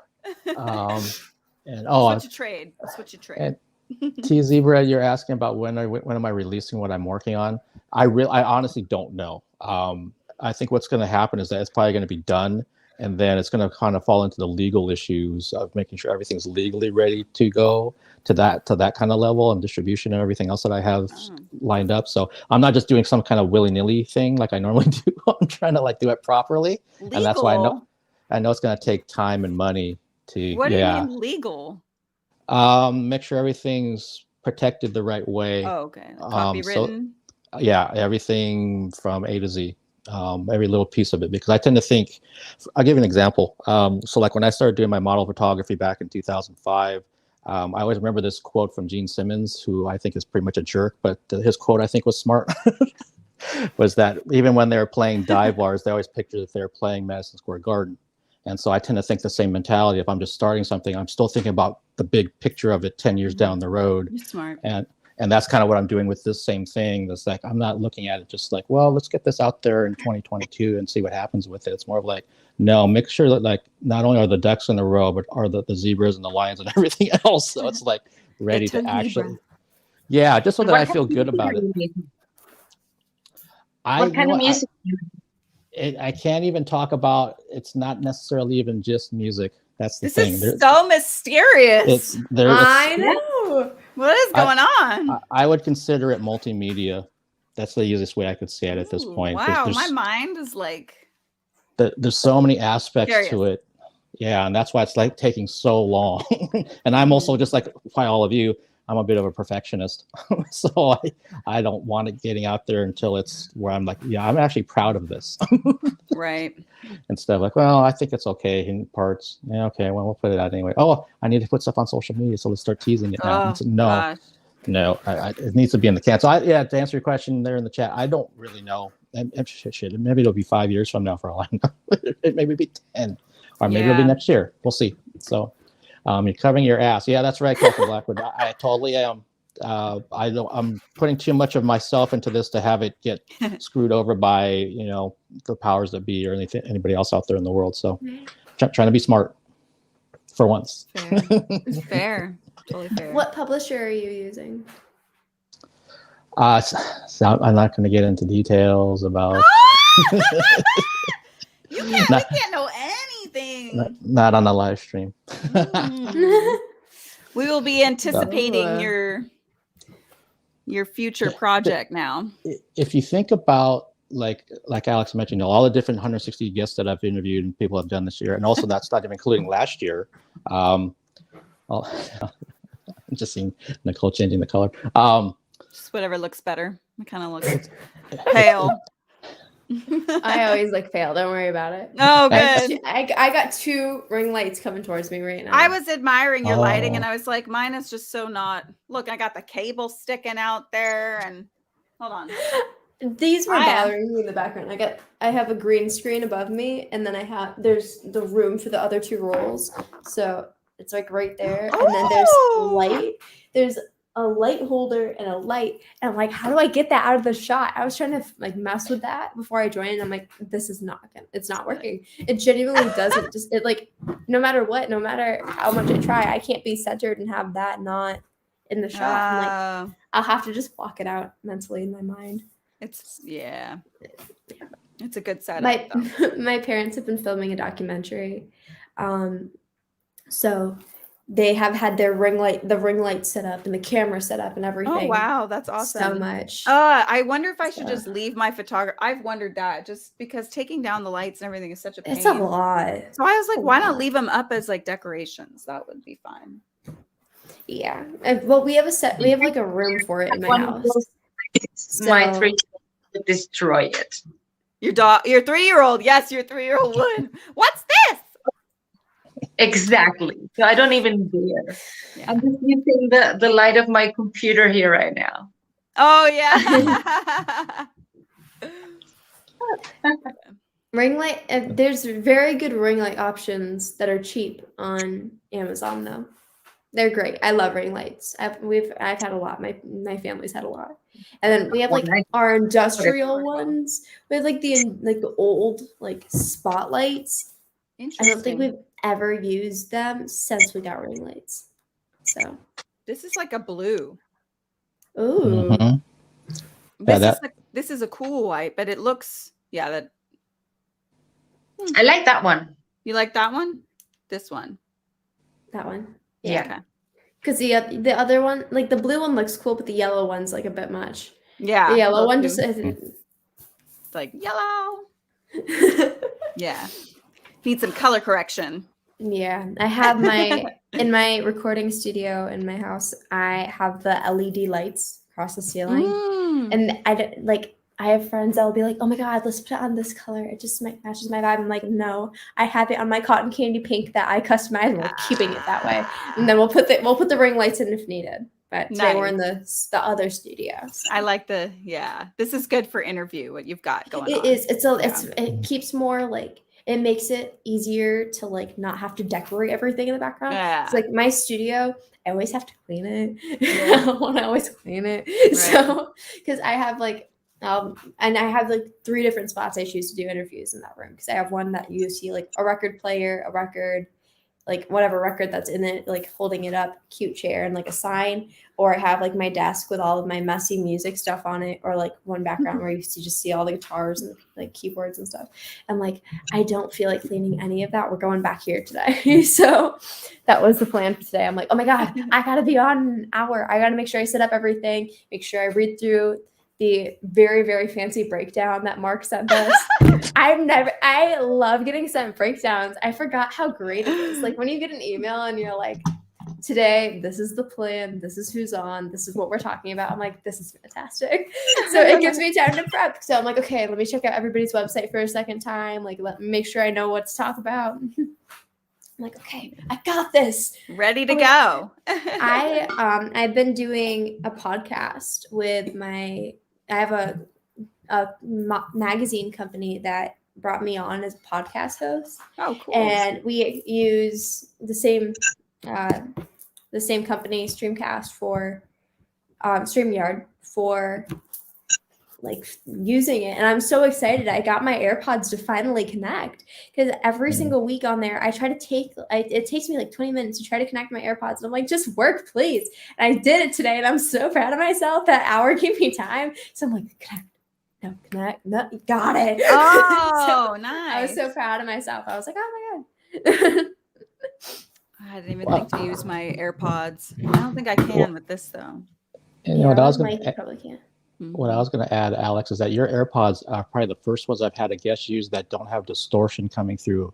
I'm not a fan of them for the most part. A lot of times, I used to work as an audio engineer a long time ago, so I kind of notice things. And yours are the first ones that sound good. So I don't know what the connection is between your AirPods to the platform today, but it sounds good because most of the time someone will come on and I'll listen to it. I'm like, do you have anything else that you can use to hear and that kind of thing? And we start messing around with stuff. But yeah, and I remember actually on the Alice tour, the same thing happened because Scott would say that to some of the people, hey, can you drop those and either go wired or do something else because we'd be hearing this distortion coming through the voice. But yours, perfect. I think it's also because I held off on getting them for so long. So I was like, I'm going to lose them. I'm going to get them. And 2 days later, I'm going to never find them again. There's no point of me getting them. I don't want anybody to, I don't want them. And then I got them and I was like, I really like them. So it's probably because they're newer. Like I've only had them for a few months because I was like, don't get me AirPods. Just don't.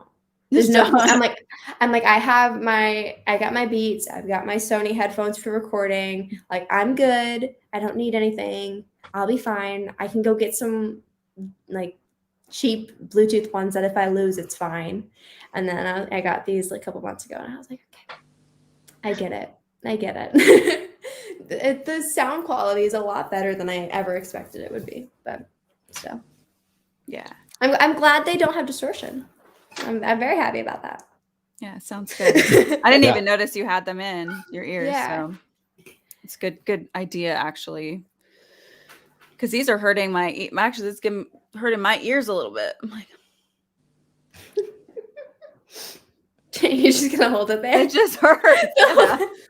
Especially now that we're talking about, I'm like, It's like when you're in the studio for too long and you've been recording for like hours and hours and hours, and by the end of the day, you're like, I feel like, it's like that feeling of like pressure. Yeah, it's uncomfortable. Like it's trying to push my head together. Yeah, it's uncomfortable. Yeah. Oh, and T Zebra. Actually, no, I'm not using a board. I have. As some people I already know that I've had a really strict limited budget when it came to doing my live stream. So they actually used to be done from my phone for the longest time. Actually, all of the Alice ones were done through my phone. Oh, wow. I've been slowly adding things. So I'm nowhere near where I would want to have a nice setup, but it's it does what it needs to for now, but I know I can always improve it. So, wow. Yeah. Looks like you know a lot about technical stuff. I'm just reading about reducing feedback and all that kind of thing. So, if I was going to spend more and more time, then it made sense to spend more and more money on this. But then I'm actually going the other way. I'll be spending less time virtually. So it's like, well, I'll find that happy medium somewhere and just kind of be good with it. Right. Yeah, I got the iPhone 13 Max yesterday. And I was looking at the camera and I was like, oh my God. I was like, that I did not expect. I just wanted it because my phone stopped working. I had an iPhone 11 and my SIM card stopped working and I was flipping out because I wasn't getting my text or my emails or anything. And I was like, okay, I was like, just get my SIM card fixed. I didn't care if I got it fine. I didn't care. I was like, just fix my SIM card. I got to get text and I got to respond to Instagram and I got to do all this. And then my dad and I walk into Best Buy and they're like, oh, we have a sale going on. Do you want a new phone? And I was like, yes, please. Of course I want a new phone. So I'm very excited about that. That's great. I want one. I think I know that mine's going to start breaking down because I'm almost done with the payments. So you know how that goes. Almost paid it off. It's going to start slowing down, just shutting off, not charging. The server went down for Apple the other day. Oh, so, awesome! I think it's from so many people probably getting new phones for like Christmas that they had so many people that like were trying to get into the iCloud and like doing things on their new phones. And it just server. That's hilarious, and you're probably right. I feel like that was what it was because it was 2 days after. It was a day or 2 days after Christmas. So that makes sense. And Ove, I do have a ring light. I just don't have it. I don't have it powered up very much because I don't like how I look when it gets too intense. So, yeah. It's like, yeah. It's actually an upgrade from the beauty mirror that I used to use on the Alice tour, which I still have around here somewhere. Woo, let's see it. Oh, yeah. Probably can't find it. Never mind. I won't make you. Yeah. I still have stuff in boxes from the move. It's gonna be like that for a while. Oh no. Yeah. Well, you can always tell them a joke too. You're in the chat. I'm terrible at remembering jokes. I'm terrible about that stuff. I'll hear one I had an acting class once, and the first thing the guy said to me is a one-on-one acting class, and the guy goes, "Tell me a joke." I swear to God, I sat there with the most internal panic I've ever had in my entire life. I sat there for 2.5 minutes, dead silent, because he was like, because if you walk into an interview and somebody goes, if you walk into an audition, somebody goes, "Tell me a joke," to like, what are you gonna say? He goes, "Tell me a joke." I sat there and I was like, I think I'm about to die. Like, I was flipping out, and I'm like, I was a mess. And then I said this one thing, and it was like, it was something I saw on Pinterest like an hour previous, and I said it, and the guy looked at me like, "What the actual hell are you talking about?" And he didn't understand it, and I was like, "Oh, okay." Aww. And I never ended up doing another lesson with the guy, and it was really bad. You're traumatized. I was traumatized because I was like, I don't. If he's gonna ask me to do a joke again, I'm scared. And the thing is, he didn't say a word. Like, I thought he would like soften the situation. Like, it's okay. We can come back to this. No, he looked dead in the camera, and he was like, "Tell me a joke." I swear to God, I felt like he didn't blink.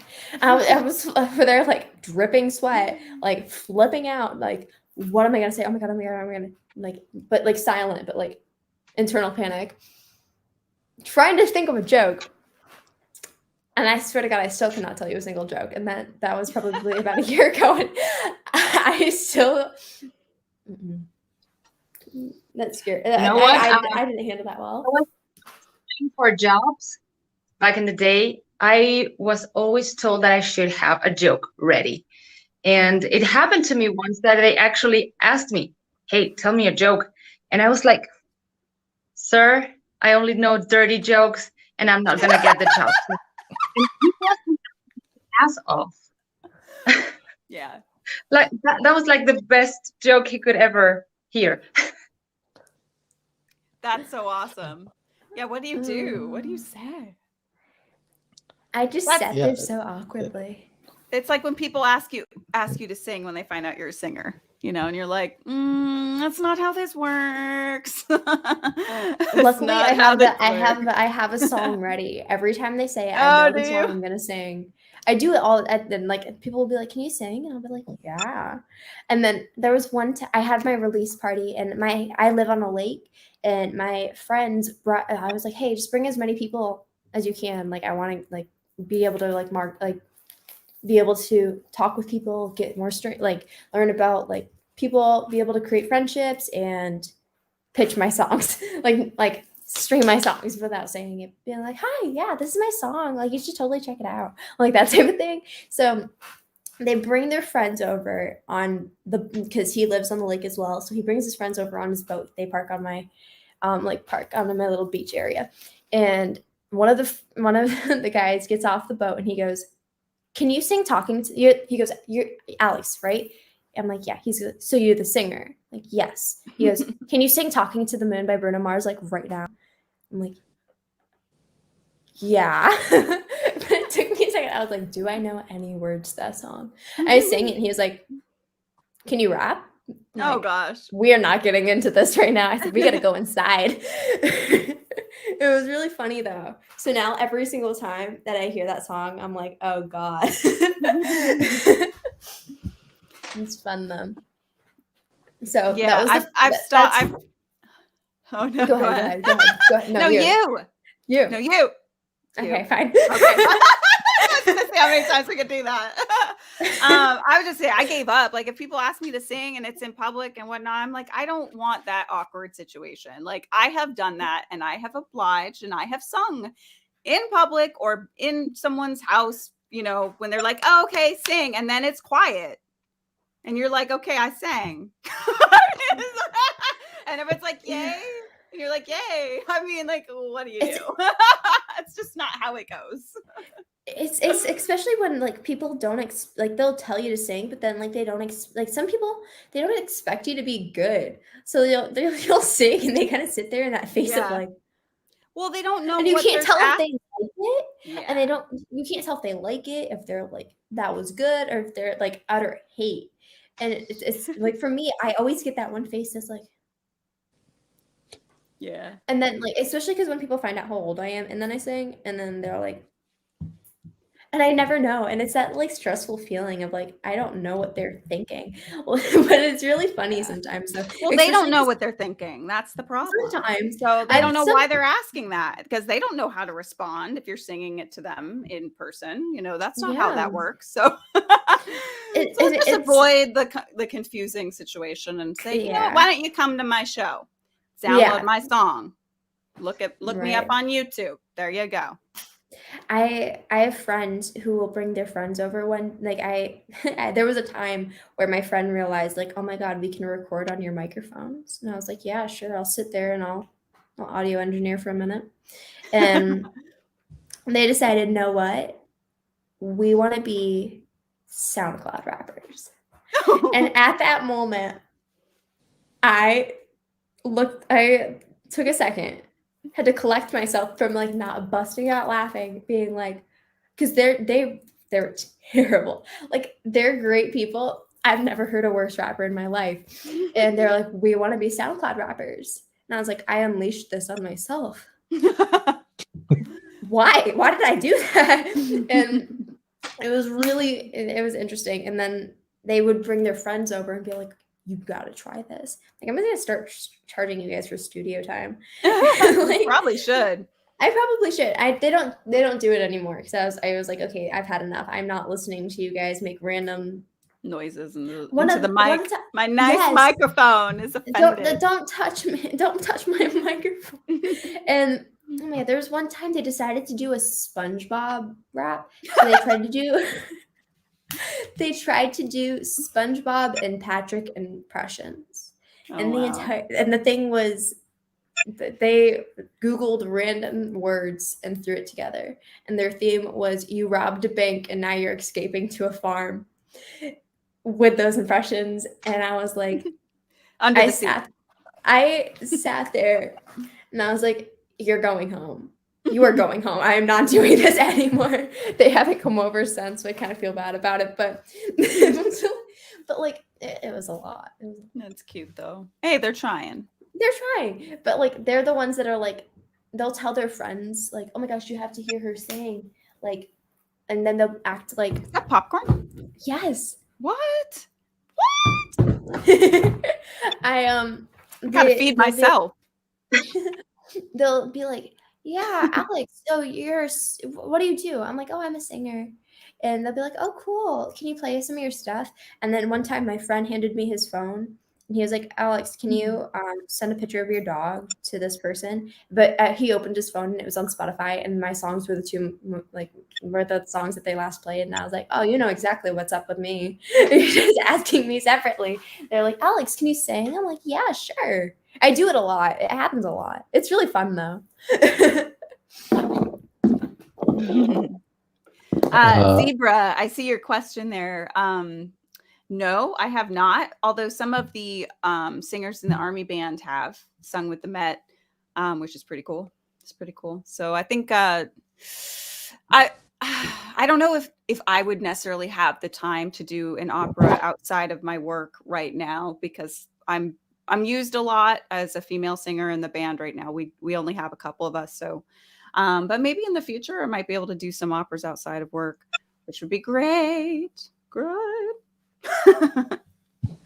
I sang for you. Yeah. There we go. I only had the issue where being a guitar player, that people want to, do you know this song? Play this song, or play a song from this band. And sometimes if it's a band I know, then yeah, I can pull off some riffs or whatever. But sometimes a band that I don't know I know their songs, but I don't know how to play any of them. So I'm like, hey, play a Soundgarden song, or play. I'm thinking back in the day kind of stuff, not right now. Yeah, it gets annoying after a while. It's like, You know what? Why don't you play a song? Yeah. Yeah. It's like, you want to hear the song, you go look it up. Guitar Tab is an app you can download on your phone. I love that app. Yeah. It's my favorite. I use it at least once a day. Like, Nice. it's literally right there. Yeah, I've got that same girl. Oh, I might have taken it off my phone because I've been doing more digital stuff. But plus, I can't play guitar with nails. Oh, true. I always get nails, and I'm like, oh, I want to play guitar. Then I'm like, I can't play guitar. Clack, clack, clack. I saw this girl on TikTok, and she had like the longest, like she had acrylics probably like to there, and she was playing guitar, and it was amazing. And I was like, why can't I do that with like that long? Like, please teach. Like, oh my god! If you just I saw use it, and it was the like amazing. pads of your I fingers. don't know, but I don't know. How would you like flatten your? Yeah, the nail always gets in the way. Maybe they're double jointed. Like, just maybe it was pre-recorded and they were fake playing. True. It's not live though. You think? Oh, it was live. Oh, it was live, then probably not. Maybe it was You could still pre-record sound on live. The thing is, no. I mean, you could have song playing in the background and just look like you're doing it. She was actually strumming. She was definitely playing. Yeah. I was amazed. That is cool. Oh my god. That is cool. Yeah, I'm gonna get these off, I think, now. I love them. I love having them though. It's like you're your own little percussionist, like wherever you go. I love it. Yeah. Tappy tap tap tap. Yeah. Can you hear that? Yeah, we hear it. Okay. I'm just like, yeah, we hear that. You can stop. Yeah, so I think it's really like, it's interesting to see, like, I think it's so cool to be able to see like artists play, like, and be good. Like, that's so exciting to me.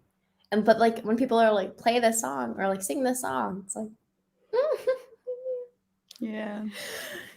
I don't really do covers. I did a Billie Eilish cover. I kind of, it's like, I might as well. I actually did it for my old burlesque troupe. They were going to have, I recorded a song for them, and then I decided to do the full cover. So, but I don't usually do covers. Mm-hmm. I just write original stuff. I don't like to do covers. I don't either. Because I want it to be better than the original song. I like my literal favorite artist on the planet is Christina Aguilera. I'm not gonna outsing Christina Aguilera. Like, there's no way. Oh, you don't know? You could practice. Get it up there. I mean, yeah. Up there. Like, that's I have been to do covers. It has been of bands that have nothing to do with us, like within the style. Yeah. So we picked Duran Duran. We picked Sting. I saw the Sting cover. Oh yeah, that's one of my favorites. But yeah, the idea of making covers for me is like bringing your own self into it and just trying to do something different with your own perspective, rather than trying to, outsing someone or just doing the same thing. Right. Making it completely different. Yeah. Right. That's pretty fun. That's pretty fun.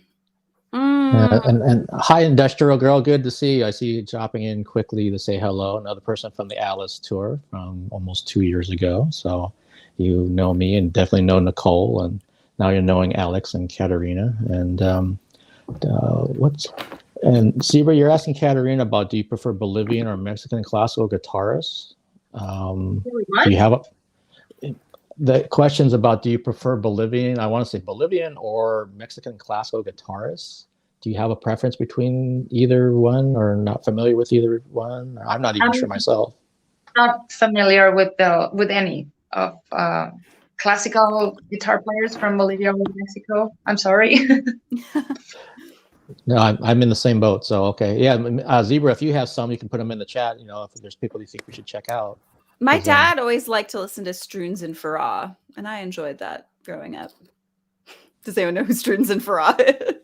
No. Classical guitarist duo. But it's kind of like a little bit of what Kenny G version of classical guitarists.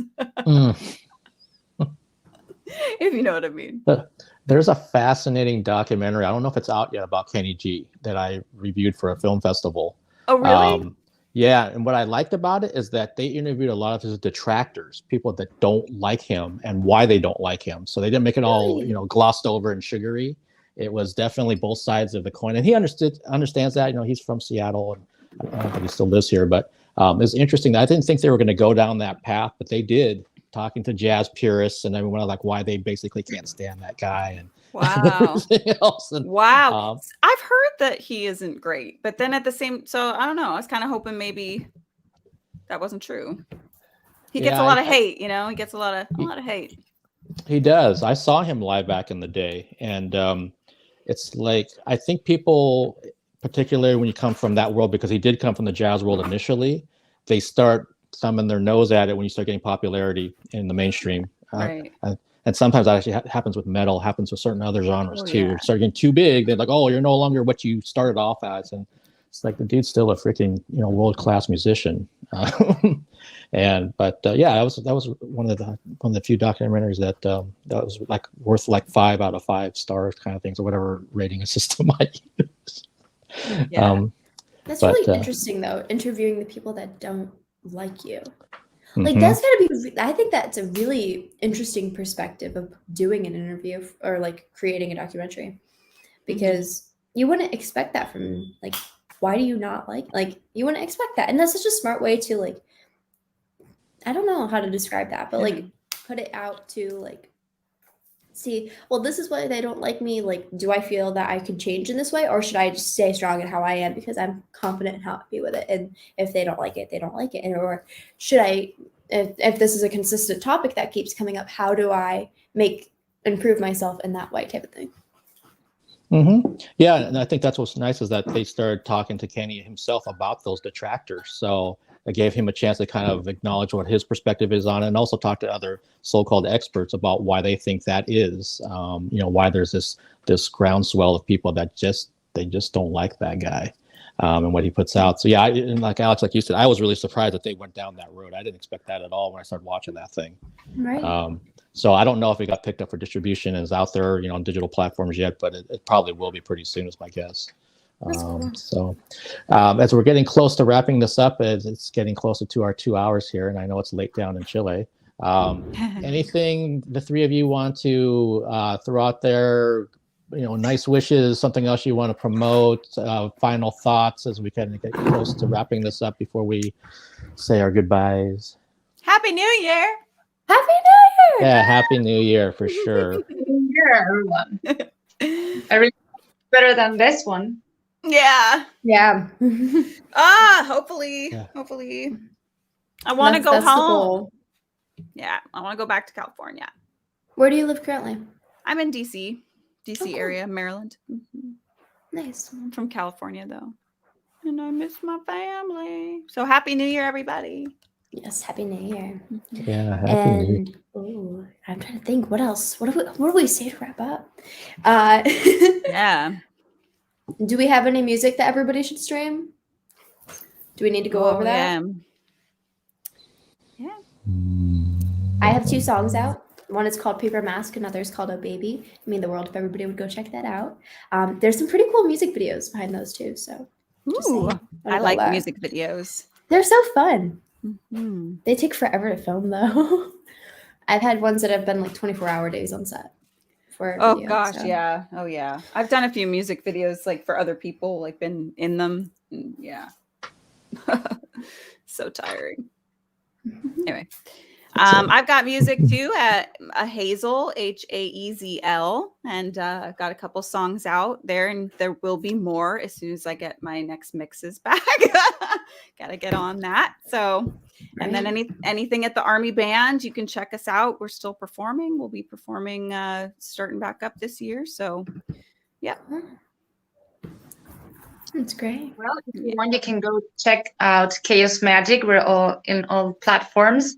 Also, Summerwind is our little goth rock project, and you can also listen to Avalon by Timo Tolkki, and as I was saying, Scars by Nason. And if you want to follow me, you can follow me on Caterina Nix Official, and then you'll get all the news, and probably we will be announcing the release of our new album very, very soon. I followed Awesome. you. I followed you. I followed you too. Yay! Awesome. I hope I followed you guys. I meant to if I didn't. Yeah, that was the intent. I followed Mark's link, and so I gotta get. I'll find you. I followed you guys. We're good. Yay! And who Zebra? Okay, cool. Yeah, and trying to think if there's anybody else that musically that's really been well. One of my favorite bands that I didn't realize has been around since the '90s is called Hybrid from the UK. And man, Mike and Lottie are extremely talented artists. So if you're into so they've been doing their own videos for their work, which is completely high tech oriented. Their music's like electronic based. But they also have organic acoustic things that they do, but they're like sticklers for like everything they do. And then you meet them and they're like the goofiest people ever. So they're awesome to interview. They live like on a farm in the UK and they're just awesome people, but they're everything that you like artistically, not just musically, but like in videography and everything else they do, they put it together. And their album that came out in May was called Black Halo, which I have the CD of course, but I also bought the T-shirt and everything else that comes along with it. But that's one band that to me is new, even though they've got their discography again. There's a ton of stuff they put out. I just didn't know who they were until this year. So, Alex, I know you showed your hoodie, and then I just grabbed it. Let's check out everybody's merch as well. We've got cool merch. That's what I was gonna say because I have Chaos. I have one CD of Chaos Magic. I don't have all of them. Nicole, do you have anything physical out? I don't think you do. All digital. All digital. Okay. Then Alex, obviously you do, but I haven't looked at it. So so I wrote that down. I need to look at your merch. I try to support people that way as much as I possibly can. So, so everybody in the chat, thank you for joining us, and hopefully you have a happy new year, and we'll see you in 2022 through the various projects that the guests here have and whatever the heck I'm up to. You know how to follow us on social media. And thank you, Mark. Yes, thank you. Thank you, Nicole and Alex and Caterina, for taking the time as always. And I look forward to doing some level of this kind of thing. Yeah, in 2022, I have no idea exactly what it's going to look like, but I know I won't be abandoning it. It'll still be there, just in some kind of smaller form, I think. But so happy New Year, everybody, and stay safe out there. Yes, you too. Yeah. Thank you. Happy New Year. Thank you so much for having me. Yes, thank bye. you. Okay, Thank you. Bye, everybody. Bye.